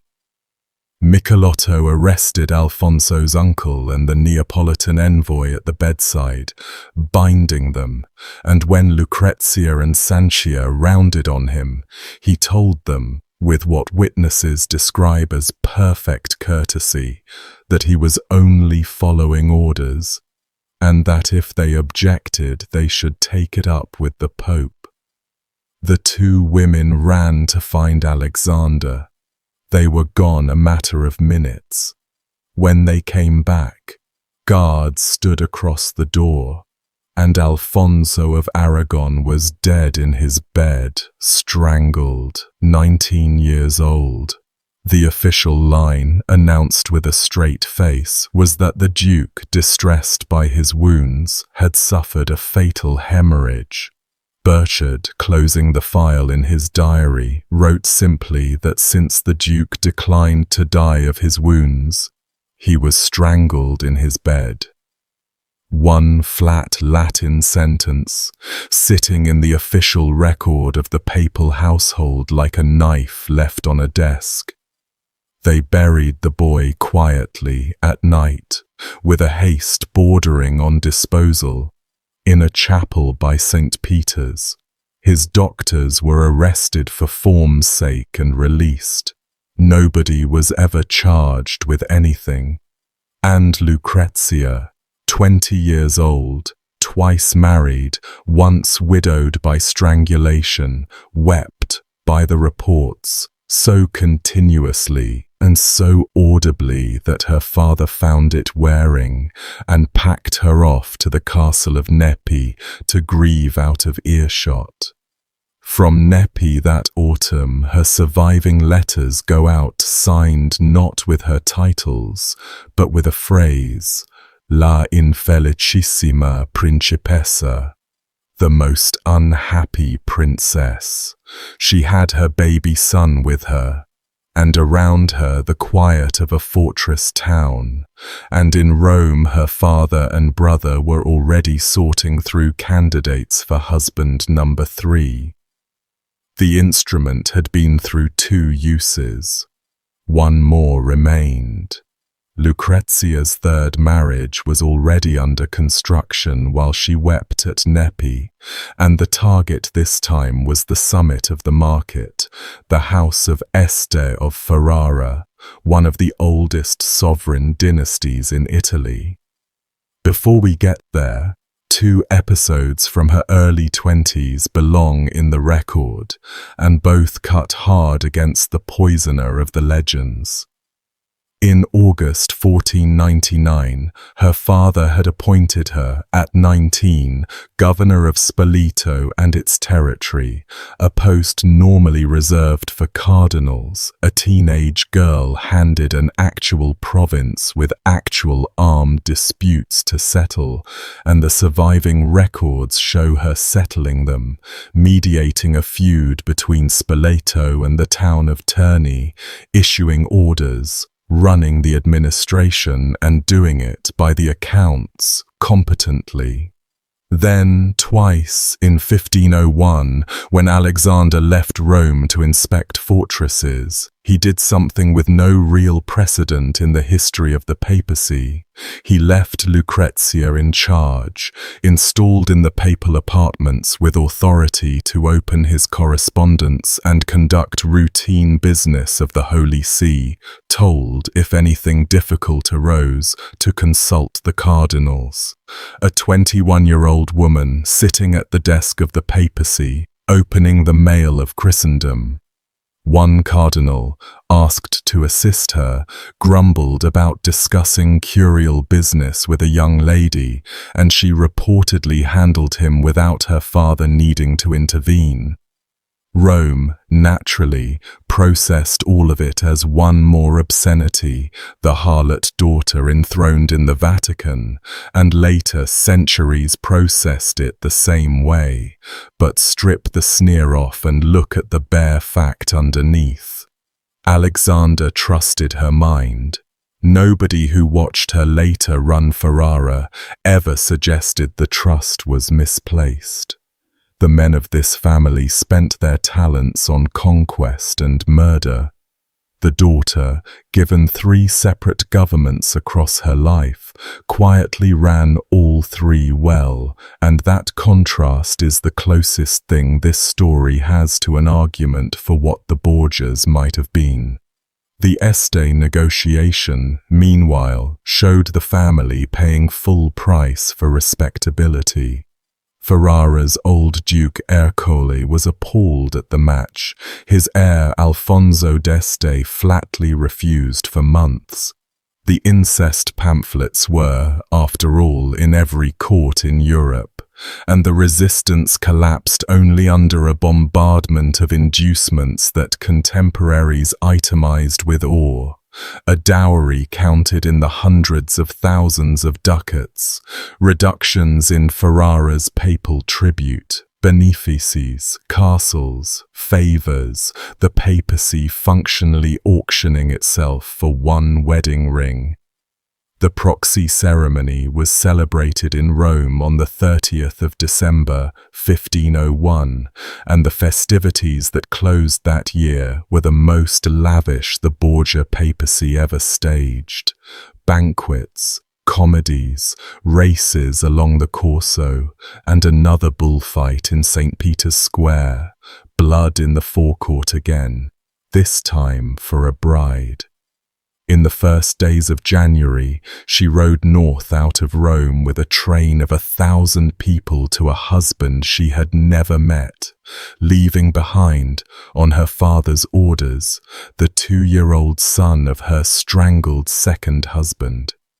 She never saw her father again, and she never saw Rome again. The city she left had 2 more Borgia years to run, and the party at the center of those festivities, 2 months before the wedding, is the one the world remembers. The next episode is simultaneously the most famous Borgia story of all, and the one resting on the narrowest documentary ledge. The date is the 30th of October, 1501. The place is Cesare's apartments in the Apostolic Palace. Posterity calls it the Banquet of Chestnuts. Burchard's diary entry runs as follows, and I'm staying close to his wording. On the evening of the last Sunday of October, Don Cesare Borgia gave a supper in his apartment in the palace, with 50 honest prostitutes, called courtesans, in attendance, who after the meal danced with the servants and others there, first clothed and then naked. After supper, he continues, the lighted candelabra were taken from the tables and set on the floor, and chestnuts were scattered among them, and the naked courtesans crawled on hands and knees between the candlesticks, picking up the chestnuts, while the Pope, Don Cesare, and Donna Lucrezia looked on. Finally, prizes were announced. Silk doublets, pairs of shoes, caps and other garments for the men who could perform the act most often with the courtesans, and the performances, Burchard notes, were judged in the presence of those attending, and the prizes distributed accordingly. That is the whole entry, delivered in the same tone he uses for candle inventories. Now the ledge it stands on.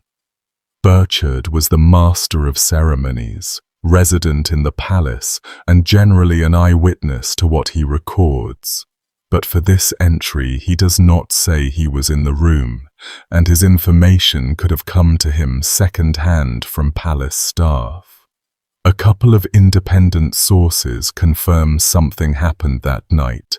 The Florentine ambassador Francesco Peppi reported around the same date that the Pope had stayed up until deep into the night with dancing and laughter in Cesare's rooms. Company not appropriate, he sniffed, to papal dignity, and a Perugian chronicler named Matarazzo, no friend of the Borgias, retails his own wilder version of a courtesan evening, differing in details, which cuts both ways: corroboration that a party of some description occurred, contamination as to what exactly went on. Later writers split along predictable lines. A scholar like Alexander Lee finds the full choreography intrinsically implausible and notes contemporaries who shrugged it off. Others, Giles Milton among them, answer that the Liber Notarum is a deeply serious document, that Burchard demonstrably did not invent things elsewhere, and that a fabricated orgy sitting in an otherwise reliable official diary would itself need explaining. Nothing corroborating appears in the Venetian material Sanuto compiled, and the Venetians missed very little. What you have, in the end, is an official palace diarist recording, without comment, an event he may or may not have watched, in a palace where, as you've seen all evening, far worse was routine. I genuinely do not know what happened in that room, and neither, if we're honest, does anyone else now alive. What I can tell you is what Rome believed, immediately and forever after, and what it did to the family's name, and on that score the chestnuts might as well have been carved in marble. 2 weeks later, Burchard logs another palace entertainment, less famous, in some ways stranger, and this one he had no reason to soften. Peasants brought mares loaded with timber in through the city gate, and in the courtyard just inside the palace, on papal orders as he tells it, 4 stallions were loosed among them. The mares were torn at, mounted, fought over, the courtyard a chaos of screaming horseflesh, and the Pope and Lucrezia watched from a window above, Burchard writes, with loud laughter and much pleasure. No prizes were involved this time, only the Vicar of Christ at a window enjoying the show. Small, nasty, and weirdly harder to argue with than the chestnuts, since nobody has ever bothered inventing a debate about it. By this point, you may be wondering what ordinary Romans made of all this, and the answer is that they made jokes, carefully, and the ones who weren't careful got collected by Michelotto. Rome had an ancient tradition of anonymous satire, verses pinned overnight to a battered old statue called Pasquino, and the Borgia years were its golden age. The most famous of the epigrams translates roughly as, Alexander sells the keys, the altars, Christ himself, and why not? He bought them first. Another, playing on the papal name, ran, Alexander VI in name, but the 8th in fact, Sextus in name, indeed a monster.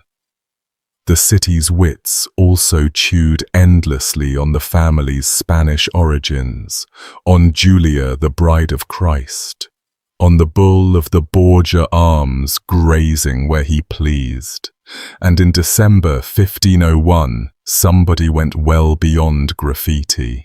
An anonymous letter began circulating through the courts of Europe, addressed to a Roman noble in exile named Silvio Savelli, fictitiously datelined from the Spanish military camp, and it remains one of the most comprehensive character assassinations ever drafted, a full catalogue of every Borgia charge in circulation, the murders, the incest, the simony, the chestnuts, addressed to the world at large. It called Alexander an abyss of vice, a subverter of all justice, a betrayer of the human race. And here is the truly strange part. We possess its text because Burchard copied the entire thing into his official diary, all of it, without comment. The Pope's own master of ceremonies, quietly filing the most vicious libel against his employer into the permanent record for reasons he never explains. Alexander himself, shown the letter, reportedly laughed and observed that Rome was a free city where everyone said what they pleased. Cesare responded differently. Rome is accustomed, he said, to speak and write as it likes, but I will teach such people repentance, and the Ferrarese ambassador who reported the line also reported the lesson. A man who had circulated a pamphlet under a mask was caught, and his right hand was cut off, and his tongue was cut out, and the tongue was nailed to the severed hand, and the assembly was hung from a window where the city could study it. Free speech in Borgia Rome, summarized in one exhibit. The jokes continued anyway. Romans are Romans. But they were told at a whisper after that. The fear had a chemical signature, and its name was Cantarella. Every court in Italy believed the Borgias kept a house poison, and the descriptions that survive agree on its properties with suspicious neatness. Paolo Giovio, a physician as well as a historian, described it as a whitish powder with a pleasant taste, resembling sugar. Its efficacy proved, he wrote, in several murders.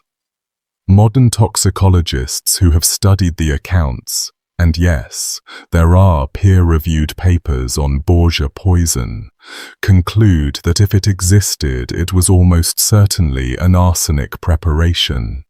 And the loveliest of the legends, that it was brewed by sprinkling arsenic on the organs of a slaughtered animal and letting them rot, then drying the mess to powder, adds nothing chemically, but tells you what people felt about the family, that their very medicine cabinet was carrion.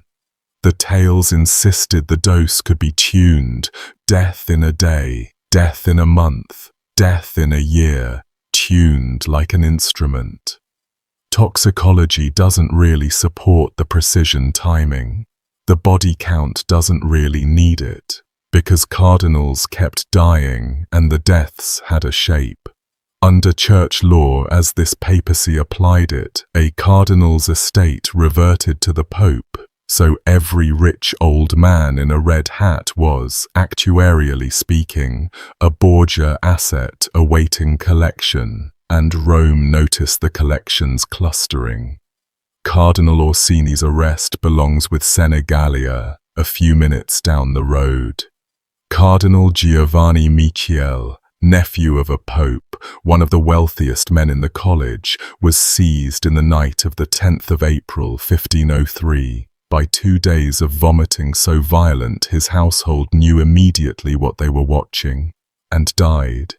And within hours, before the body cooled, papal officers were in his palace inventorying. The hall reckoned at up to 150,000 ducats. Rome barely bothered to whisper.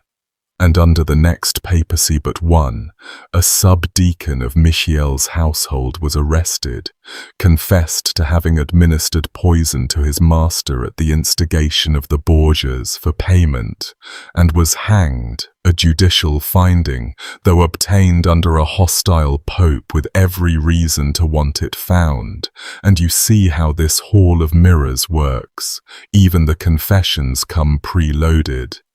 Then in the first days of August 1503, Cardinal Juan Borgia of Monreale, the Pope's own nephew, the cousin from the vineyard supper, died suddenly with a fortune of over 100,000 ducats, promptly absorbed. His death has a competing explanation that will become extremely relevant in about 10 minutes. The fever season was on Rome. But by the summer of 1503, when a rich cardinal died, nobody in Italy reached for the word malaria first. The family had spent a decade teaching Europe which explanation to prefer, and Europe had learned the lesson thoroughly. Meanwhile, north of Rome, Cesare had spent those same years perfecting a different art. And the winter of 1502 into 1503 saw its masterpiece. His Romagna conquests had alarmed his own employees. His captains, the freelance warlords fighting under his flag, Vitellozzo Vitelli, the Orsini brothers, Oliverotto da Fermo and the rest, worked out that once Cesare finished swallowing the region, men like them were next on the menu, and in October 1502 they met at a place called Magione to form a league against him. For a moment it worked. His machine stalled, a fortress rebelled, and Italy allowed itself to imagine Valentino finished. Then French reinforcements arrived, the conspirators' nerve went soft, and Cesare did the truly frightening thing. He forgave them. Warmly, negotiated, smiled, restored them to command, distributed gifts, spent 2 months being the most gracious prince in Italy, and invited them to join him in taking the coastal town of Senegalia. A nice, easy Christmas operation, everyone together again. On the last day of 1502, the reconciled captains rode out to greet him before the town. Cesare embraced them one by one. His escort, in a maneuver rehearsed to the step, folded around the party and walked them into a house, gates shutting behind, at which point the embraces ended and the arrests began. Machiavelli, and I should have mentioned this sooner, Niccolo Machiavelli was physically present through this whole season, Florence's envoy attached to Cesare's travelling court, filing dispatches, watching this exact man with the fascination that would curdle into the prince. Machiavelli was in Senegalia that night, writing home by candlelight while it happened. In the small hours, Michelotto, him again, took a cord and strangled Vitellozzo Vitelli and Oliverotto da Fermo, seated back to back on a bench, one length of cord between two men, and the detail that has hung in the air for 5 centuries comes from the reports of Vitellozzo's last minutes, the hardened old condottiere begging. And what he begged for was time. He understood the room. Time for someone to petition the Pope to grant him a plenary indulgence for his sins before the cord bit. Whether the courtesy was extended, no source says. The remaining 2, the Orsini pair, were kept alive on the road for 18 days, precisely as long as it took confirmation to arrive that in Rome the Pope had made his own coordinated move, arresting old Cardinal Orsini and the clan's leadership. The moment the letter came, Michelotto's cord came out again at a castle stop, and Paolo and Francesco Orsini joined their colleagues. Machiavelli's verdict on the whole operation circulated in his dispatches, a rare and wonderful exploit, and the historian Paolo Giovio later christened it Il Bellissimo Inganno, the most beautiful of deceptions. All Europe applauded, as one applauds a magician whose trick you sincerely hope never gets performed on you. Louis of France called it a deed worthy of a Roman. The Roman half of the pincer ran on the same clock, and it shows the father was every inch the son's partner. Cardinal Giovanni Battista Orsini, the head of the family, was invited to the Vatican on the 3rd of January 1503 on friendly pretexts, arrested on arrival, and dropped into Castel Sant'Angelo while his palace was stripped to the walls. His elderly mother took to bringing food to the fortress herself, and when that failed, the story goes that the cardinal's mistress dressed as a man to carry a purse of ducats and a famous pearl to the Pope to buy her lover decent treatment. On the 22nd of February, the cardinal died in his cell anyway, and the word poison moved through Rome so fast and so unanimously that the authorities took the extraordinary step of displaying the corpse, open-faced, in a public funeral to prove the absence of foul play. Rome looked at the corpse and drew the other conclusion. Displaying the body of a man who died in your custody to prove you didn't kill him has, you'll agree, a certain self-defeating quality. And a few days before Senigallia, in his capital at Cesena, Cesare had staged the piece of theatre that Machiavelli would preserve in amber. Ramiro de Lorca had governed the Romagna for Cesare with spectacular cruelty. The story survives of him shoving a page boy into the fire for fumbling his service, and his brutality had pacified the province while making Cesare its symbol. So Cesare arrested his own governor, and on the morning after Christmas, 1502, the people of Cesena came into their piazza and found Ramiro's body lying in 2 pieces, cut clean through, with a wooden block beside it and a bloody knife resting on the block, and no explanation of any kind, no proclamation, no list of charges, just the halves, the block, and the knife in the winter light. Machiavelli, reporting it, produced one of the sentences that made his name. The ferocity of the spectacle left the people, he wrote, at once satisfied and stupefied. Satisfied because they hated Ramiro. Stupefied because a man who would do that to his own instrument would do anything to anyone, and every soul in that square understood it before breakfast. In The Prince, Chapter 7, the whole episode appears as a case study in the economical use of cruelty, and the chapter's hero held up to all future rulers, is Cesare Borgia, Duke Valentino, the man Machiavelli says a new prince should imitate in everything. Ramiro in the snow bought that immortality. At the start of 1503 then, stand back and look at the position. The Romagna conquered and, by most accounts, better governed than under its old tyrants. Cesare's rough order being one thing even his enemies granted him.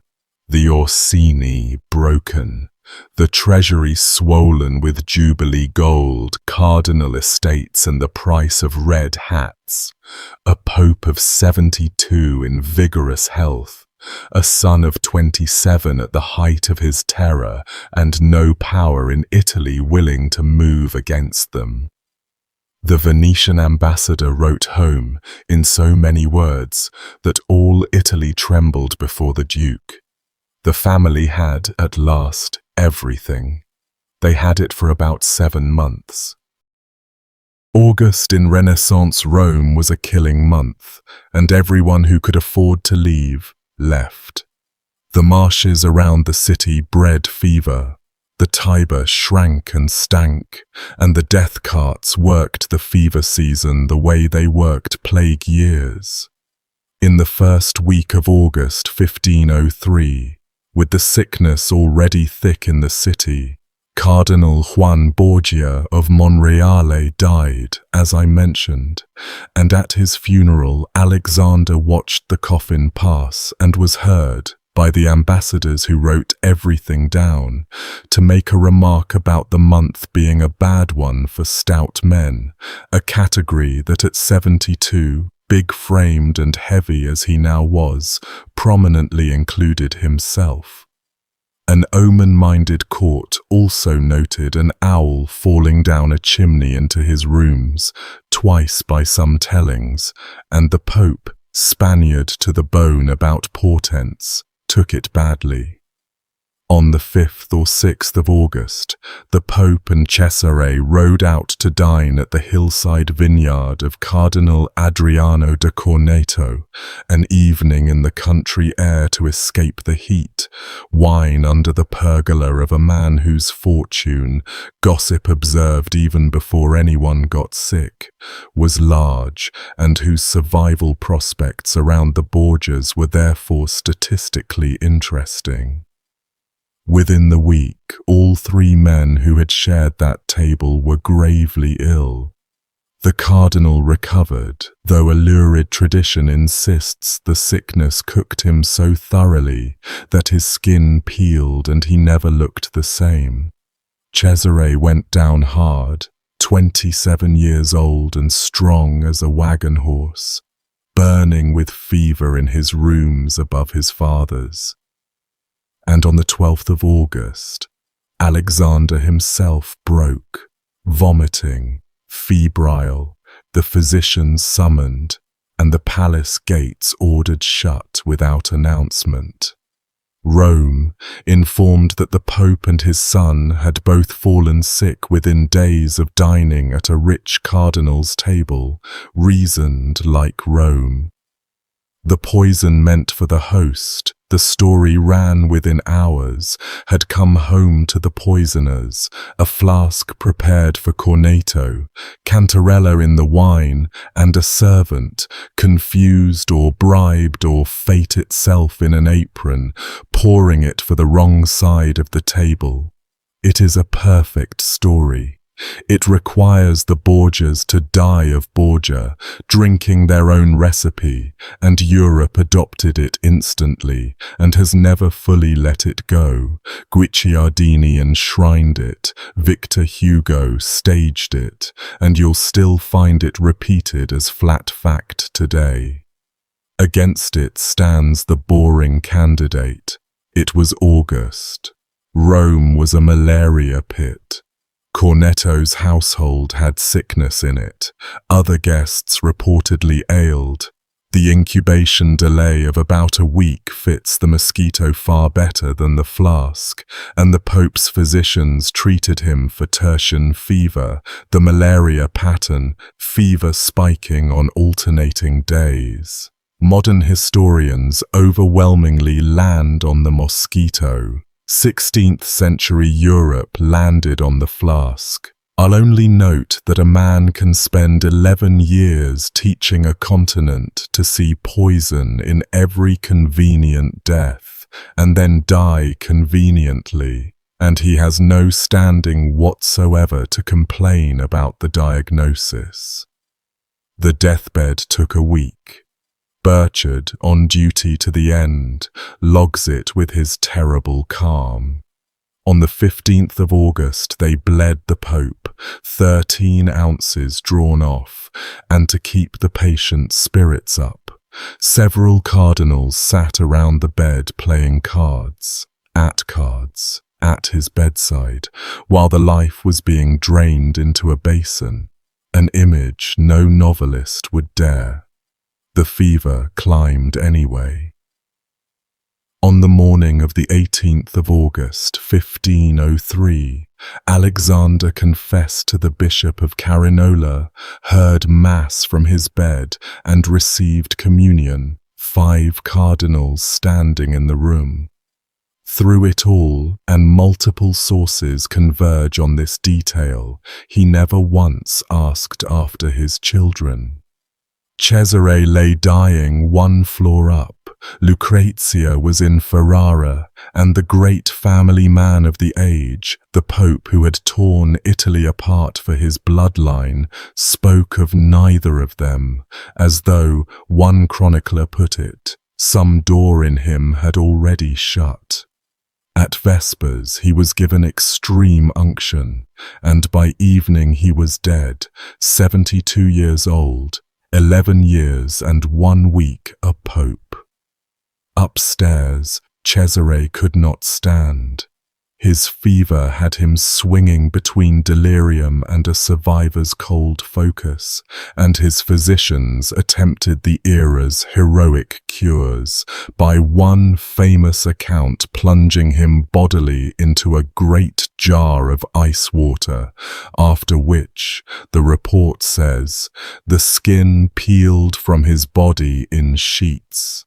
Skinned alive by his own treatment, he still functioned. The instant word came down that his father was gone, before the corpse was cold, before the announcement, Cesare sent Michelotto to the papal apartments, and the strangler of the family put a dagger to the throat of the cardinal in charge of the treasury, and relieved the papacy of, by the common estimate, several 100,000 ducats in gold and plate and jewels, 2 chests of coin hauled out past the deathbed. Only after the money was secure was the palace unlocked, and Rome told its pope was dead. Priorities kept perfectly to the last.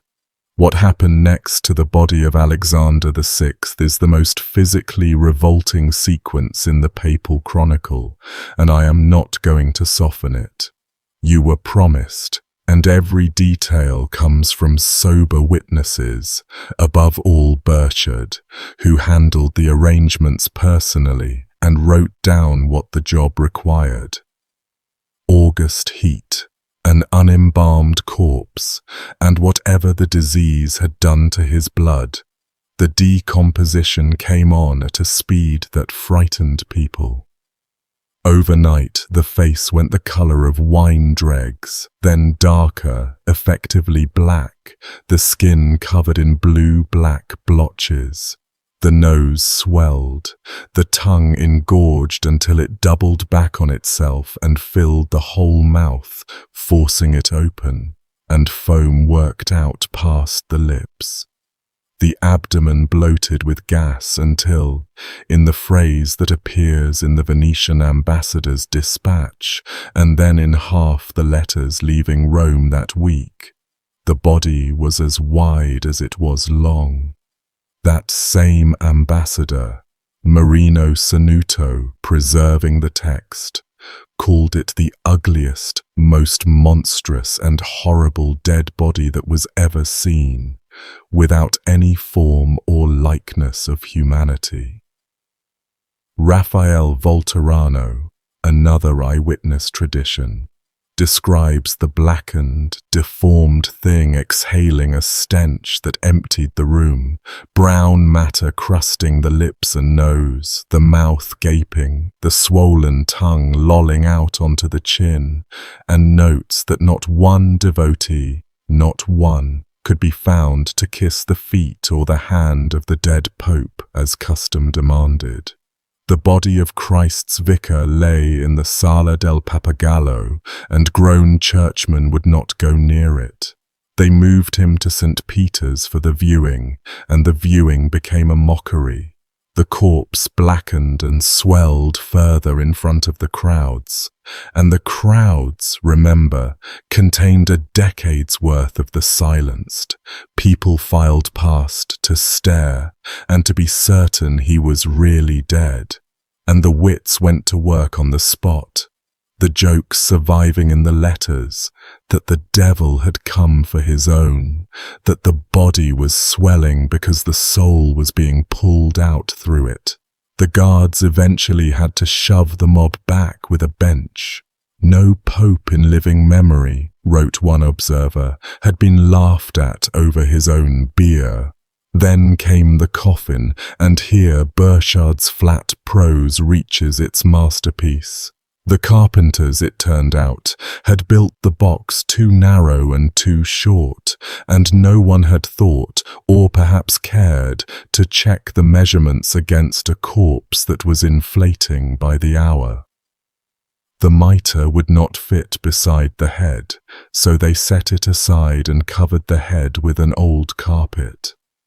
And then, in the master of ceremonies' own words, 6 porters and 2 carpenters, making blasphemous jokes about the dead man as they worked, laughing at him, jammed the swollen body of Pope Alexander VI into the undersized coffin by main force, punching it down, kneading it, rolling it in the carpet to compress it, working it in with their fists as you'd force an overstuffed bag shut. Nobody lit candles for him, no clergy attended, and the body lay unwatched through the night. The master of ceremonies records that he could find no clergy willing to perform the office, and so the most powerful man of his age went into the box with fists and jokes for a funeral rite. Even burial was grudged him. The chapter of St. Peter's resisted having him in the basilica at all, and the funeral masses customary for a pontiff collapsed into farce. One attempt broken up when soldiers brawled in the church and the clergy fled mid-office. His successor, the short-lived Pius III, made no secret of regarding prayers for Alexander as wasted breath. The phrase that circulated, "blasphemous to pray for the damned," was laid at his door, and whether or not he said it, no requiem tradition ever took root. The body was shunted first into an obscure corner, then out of St. Peter's altogether during the rebuilding decades, and Spanish pity finally gathered what remained. Today, Alexander VI and his uncle Calixtus, the 2 Borgia popes, share a modest wall tomb in Santa Maria in Monserrato, the Spanish church in Rome, under a monument that wasn't even erected until 1889. Tourists walk past it, most never look up, and of course Rome, having watched that death, explained it the Roman way. The stories were in circulation within weeks and grew for a generation, that at the moment of death, 7 devils had been seen in the chamber, that the water in a vessel by the bed had boiled untouched, that the dying pope had been heard bargaining aloud with an unseen presence in the corner, saying he understood, that he was coming, that it was just, asking only for a little more time, and that the presence had been there since 1492, since a certain conclave, collecting on a certain agreement. By 1515, a pamphlet was in print across Europe, soberly arguing that Alexander had obtained the tiara by formal pact with the devil, 11 years of papacy exchanged for his soul, and woodcuts showed the Borgia Pope as a demon-attended monster. Nobody who tells you that story can cite a witness, and nobody who heard it in 1503 needed one. It felt true. After the tongue and the blackness and the fists on the coffin lid, almost anything would have. Every structure the family had built now rested on a 27-year-old who could not walk across a room, and Cesare knew precisely what that meant. Machiavelli went to see him in the weeks that followed and preserved the confession that has become his epitaph. The Duke told me, Machiavelli wrote, that he had thought of everything that might occur at his father's death, and had provided a remedy for everything, except that he had never anticipated that when his father died, he himself would also be at the point of death. All the contingency planning of the most calculating mind in Italy, and the one variable he never priced was a mosquito or a mishandled flask, whichever version of that dinner you've adopted. Half dead, peeling, carried on a litter, he still ran the opening moves well. His loyalists held Rome's gates, his treasure was banked, and the first conclave obediently produced a harmless caretaker, the elderly, gout-crippled Pius III, who confirmed Cesare in his commands and then died after 26 days. Rome buried 2 popes in a single autumn, and the second conclave arrived with Cesare's leverage visibly bleeding away, his Romagna cities revolting one by one, his French patron cooling, his soldiers drifting toward paymasters with pulses. Into that vacuum stepped the oldest enemy of all. Giuliano della Rovere had waited out the entire Borgia papacy in exile and fury, 11 years of watching the man who had beaten him in 1492, and now, master of the moment, he did the one thing nobody expected.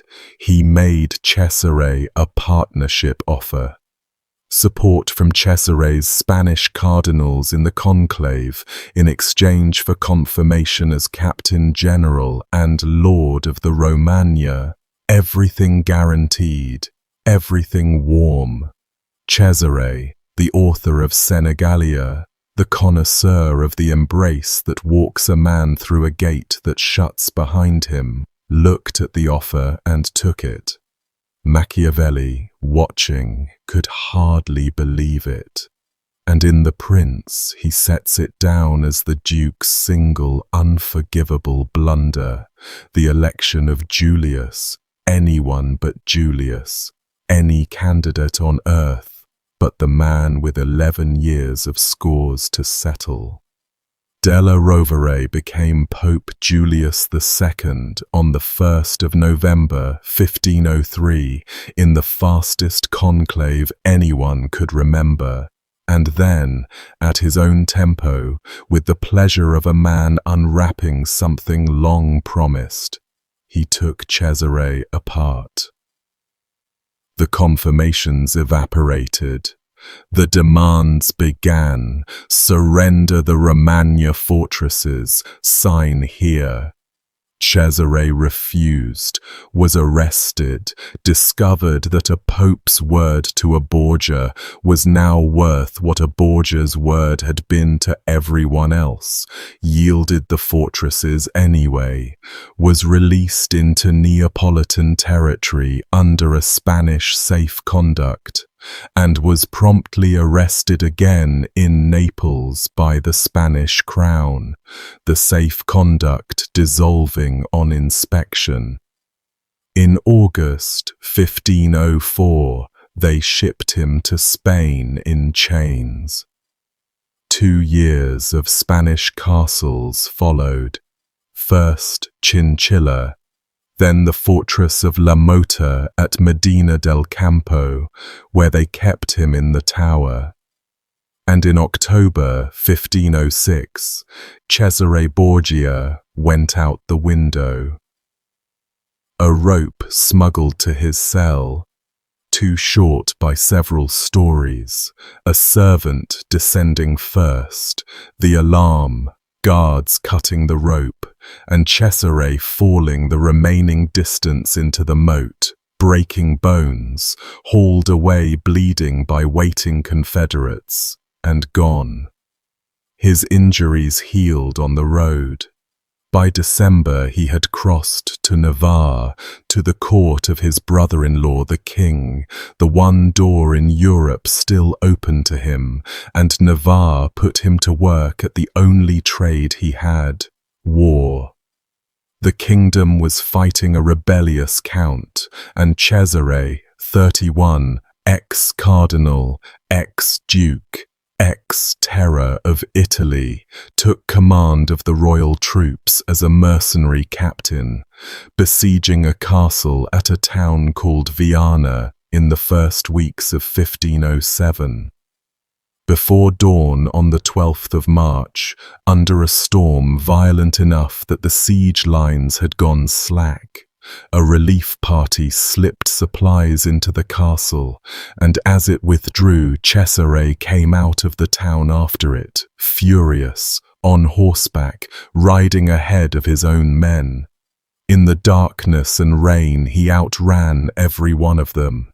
Alone, he caught up with the rearguard, a knot of enemy knights who turned on the single rider in the fine armor with no idea on earth who he was, just a target of opportunity in a wet ravine.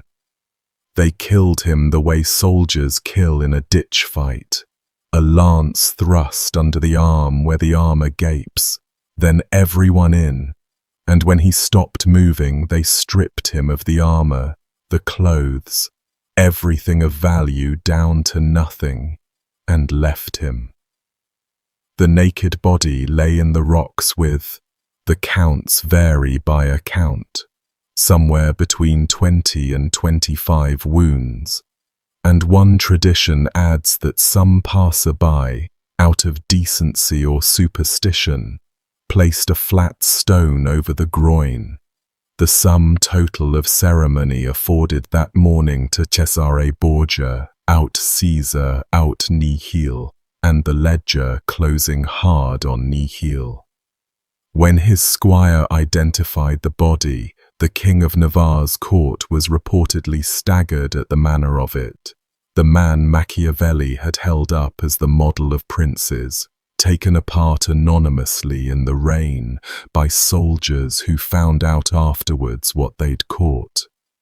Viana buried him with honor in the church of Santa Maria, a marble tomb before the high altar. It didn't hold him. Generations later, a bishop of Calahorra revolted at a Borgia lying in consecrated ground, had the tomb destroyed and the bones dug up and reburied outside the church under the street, with the stated intention that the remains be trodden by every foot that passed, man and beast, forever. And for 4 centuries they were. Townsfolk, mule trains, wedding parties, all of Viana's traffic walking over Cesare. Only in 1953 were the bones lifted from under the road, and not until 2007, 500 years after the ravine, did the church relent and allow what was left of him back inside, under a plain marker. His widow Charlotte, the French bride of one summer, had died back in 1514, having worn black for him from the day the news came. 7 years of mourning for a husband she'd known for 4 months, and their daughter Louise grew up never having met her father, carrying the most explosive surname in Europe through a perfectly quiet French life. Michelotto, since you've followed his cord through this whole story, was arrested after the collapse and put to torture by Julius II's men, who wanted the full catalogue, Gandia, Biscaglia, all of it, out of the one throat that knew everything. What he gave up, if anything, never surfaced. No transcript survives, and the strangler of the Borgia age was, remarkably, released, and finished his working life as a hired captain, dying by the roadside violence of his own profession a few years on. Whatever he knew about the Tiber's deliveries went with him. Lucrezia outlived them all, and her last act is the strangest turn in the whole family saga. She became respectable. The third marriage, negotiated in 1501 at staggering expense, had sent her to Ferrara as wife of Alfonso d'Este, heir to one of Italy's proudest dynasties, a family so appalled at the match that the old duke had to be bribed with a fortune, and the bridegroom's sister, the formidable Isabella, sent agents to spy on the wedding with instructions to find the bride vulgar. Even that marriage carries a Borgia watermark. The groom's uncle by marriage was none other than Giovanni Sforza, husband number 1. And the world of Italian nobility was small enough that her past attended her wedding. Ferrara got 20 years out of her, and by the end had honestly forgotten to sneer. She bore Alfonso child after child through brutal pregnancies, ran the duchy as regent when her husband was at war, dealt with poets and bankers, gave alms, wore, in her last years, a penitent's hair shirt beneath the court gowns, and turned gradually into that most un-Borgia of things, a beloved duchess. The poet Ariosto praised her. The people of Ferrara mourned her sincerely when, on the 24th of June, 1519, at 39, she died of childbed fever 10 days after delivering a premature daughter who did not live, her 8th confinement wrecking what the previous 7 had weakened. Days before the end, knowing where things stood, she dictated a letter to the Pope, Leo X, the same Giovanni de' Medici, who as a teenager had allegedly whispered about the wolf. Asking his blessing as she prepared, she wrote, "To die as a Christian, although a sinner." The daughter of Alexander VI, asking absolution from the boy who had watched her father elected. History occasionally writes its own endings better than any dramatist would dare. Her little son by the strangled Alfonso, Rodrigo of Biscaglia, she had been forced to leave behind in the south when she went north to Ferrara, a condition of respectability, and he died at 12. In 1512, far from his mother, who by report shut herself away and was inconsolable for days over the child the family's politics had first orphaned and then taken from her twice. Vannozza dei Catanei, mother of the 4, outlasted every one of her sons, kept her inns and her investments, grew pious and charitable, and died in Rome in November 1518 at 76, honoured, and this is its own small astonishment, with a funeral of near cardinal pomp attended by the papal chamberlains, the establishment of a later, calmer Rome tipping its hat to the great survivor of the Borgia age. Giulia Farnese faded from the record once the Pope was gone, managed estates, remarried respectably, and died in 1524, in her turn all but forgotten, while the brother whose red hat she had earned climbed on toward the papacy itself, Paul III, Pope of the Counter-Reformation, launched by his sister's bedroom, and destined to convene the Council of Trent. Renaissance Rome never once blushed at its own plumbing. Two loose threads, as promised. Giovanni Sforza, the impotence branded first husband, got the last laugh available to a man of his dimensions. He simply outlasted them. When Cesare's empire dissolved in 1503, he walked back into Pesaro, resumed his lordship as though the Borgia decade had been weather, remarried, and, savor this, promptly fathered a son, biology filing its own quiet brief on the annulment proceedings of 1497. He died in his bed in 1510, ruler of his little city, having invented, in one spiteful sentence, the most durable rumour of the Renaissance. And the infans Romanus, little Giovanni Borgia of the two contradictory bulls, eventually made his way north to Ferrara, where Lucrezia received him into her household and presented him to Este society as her half-brother, and the court took the label at face value, or pretended to, and he lived out his life on pensions and minor errands, surfacing in the records here and there across 4 more decades, in Rome, in France, always described in relation to people long dead, until his own death in 1548. If Lucrezia ever told anyone, in the privacy of that court, what he actually was to her, brother, nephew, son, or nothing but her father's strangest paperwork, no one wrote it down. The one person who certainly knew the answer had been jammed into a short coffin in August 1503.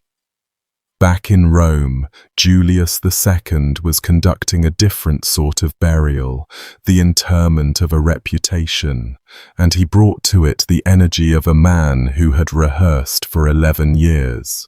He refused outright to live in the Borgia apartments, the gorgeous rooms Alexander had commissioned from Pinturicchio, frescoes into which, people said, the faces of Giulia Farnese and the Borgia children had been painted as saints and Madonnas, and declared he would not inhabit chambers polluted by the memory of that Murano, dredging up the old slur one last time over a dead man. The apartments were locked, and they stayed effectively sealed, a suite of shame in the middle of the Vatican for close to 400 years, until a 19th century pope finally had them opened and restored, and today tourists shuffle through them under the painted bull of the Borgia arms, without, mostly, any idea of why these particular rooms spent 4 centuries behind a turned key.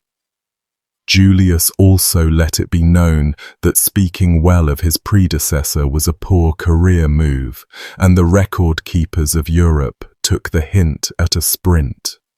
The deposition testimony about Michiel's poisoning was gathered under Julius. The lurid memoirs bloomed under Julius. Every ambassador's spicy dispatch, every enemy's pamphlet, hardened into standard history under a pope whose life's grudge was the man being remembered. That, honestly, is the last complication I want to leave in your hands, and it isn't a defense. You've heard the strangling of a son-in-law logged by the family's own master of ceremonies, and I'm not about to unring that bell. It's about the sourcing weather. Nearly everything the world knows about the Borgias reached print through 3 channels: their sworn enemies, the diplomatic rumor mill of states that feared them, and chroniclers writing safely after 1503 under a regime that hated them, and the signal and the slander are now braided beyond full separation. The Victorians began pulling at the braid. Gregorovius went into the archives in the 1870s and came out arguing that Lucrezia in particular had been monstered by literature, more porn than poisoner, and no serious document has ever connected her to a single poisoning.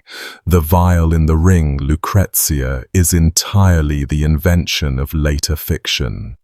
Raphael Sabatini in 1912 went further, marshalling the case that for the most spectacular charges, no single grain of real evidence exists, only assertion repeated until, as he put it, a lie sufficiently reiterated comes to be believed even by its utterer. Ludwig von Pastor, the great Catholic historian with full run of the Vatican archives and every incentive to rescue a pope, weighed it all and declined, judging Alexander a disgrace to the chair he sat in, which from that particular pen lands harder than any pamphlet. And the moderns, Mallet, Meyer, Bradford, split the difference in their various ways. A corrupt, nepotistic, formidably able ruler of his violent time, trailing a black legend that his real crimes seeded and his enemies watered into a jungle. Where the exact line runs between the man and the monster, the documents genuinely will not say, and anyone who tells you they can hand you that line clean is selling something. What the documents will say, flatly, in the hand of his own employee, is enough. It was enough for Rome in 1503. I suspect it's been enough for you tonight. The endings then gathered up. Juan, first into the river, never avenged, his murder unsolved after 500 years, and every armchair in Europe still occupied by a theorist. Alfonso of Bisceglie, strangled at 19 in his sickbed. His widow's letters signed the most unhappy princess. Savonarola, hanged and burned over the ashes of his own bonfires. The Arno taking what the Tiber didn't. Perotto and Pantasilea, a courier and a chambermaid, 2 lines in 2 diaries. The river again. Ramiro in 2 pieces in the snow. Vitellozzo and Oliverotto sharing 1 cord on 1 bench. The Orsini following on an 18-day delay. Cardinal Orsini dead in the fortress, his corpse displayed as its own alibi. Michiel vomiting out his fortune into the Pope's inventory. Alexander himself, black and swollen and punched into a short coffin by laughing porters, waiting until 1889 for a decent monument in a church most visitors never enter. Cesare naked in a Spanish ravine with a stone for modesty, 400 years of footsteps overhead. Lucrezia, in a hair shirt under cloth of gold, dying at 39, with a letter to the Pope on her lips. The only principle in this entire story granted anything resembling a peaceful bed, and even hers cost a lost child to reach. One family, One generation, and the word Borgia has meant poison in every European language for 5 centuries, outlasting the papacy's temporal power, outlasting the states they built and broke, outlasting, in the end, everything except the stories. In Sativa, the town in Valencia where Rodrigo was born, the local tradition holds a different grudge entirely. Centuries after our story, a Bourbon king burned the town in a war, and the citizens, in reply, hung his official portrait upside down in their museum, where it hangs inverted to this day, and the guides will tell you, with real civic pride, that Axativa remembers its enemies and honors its sons, and among its sons it counts 2 popes. They named streets after the Borgias, somewhere between that upside-down king and Burchard's coffin porters, between the hometown's pride and the strangled boy in the Borgia Tower, the actual Rodrigo is still down there, unreachable, a charming and tireless old man who loved his children past every limit God or law proposed, and who is remembered on the strength of the case you've now heard in full as the most evil man ever to wear the ring of the fisherman. The devil in the death chamber was gossip. The fists on the coffin lid were not. That's where I'll leave the Borgias. If you made it all the way here, you're my favorite sort of person, and I'd love to know in the comments which name from tonight is going to follow you around. My money says it's Michelotto. Enormous thanks to the Patreon supporters and YouTube members who bankroll these marathons. You're the whole reason they exist. And if you'd like to join them, the links are down in the description and in the pinned comment.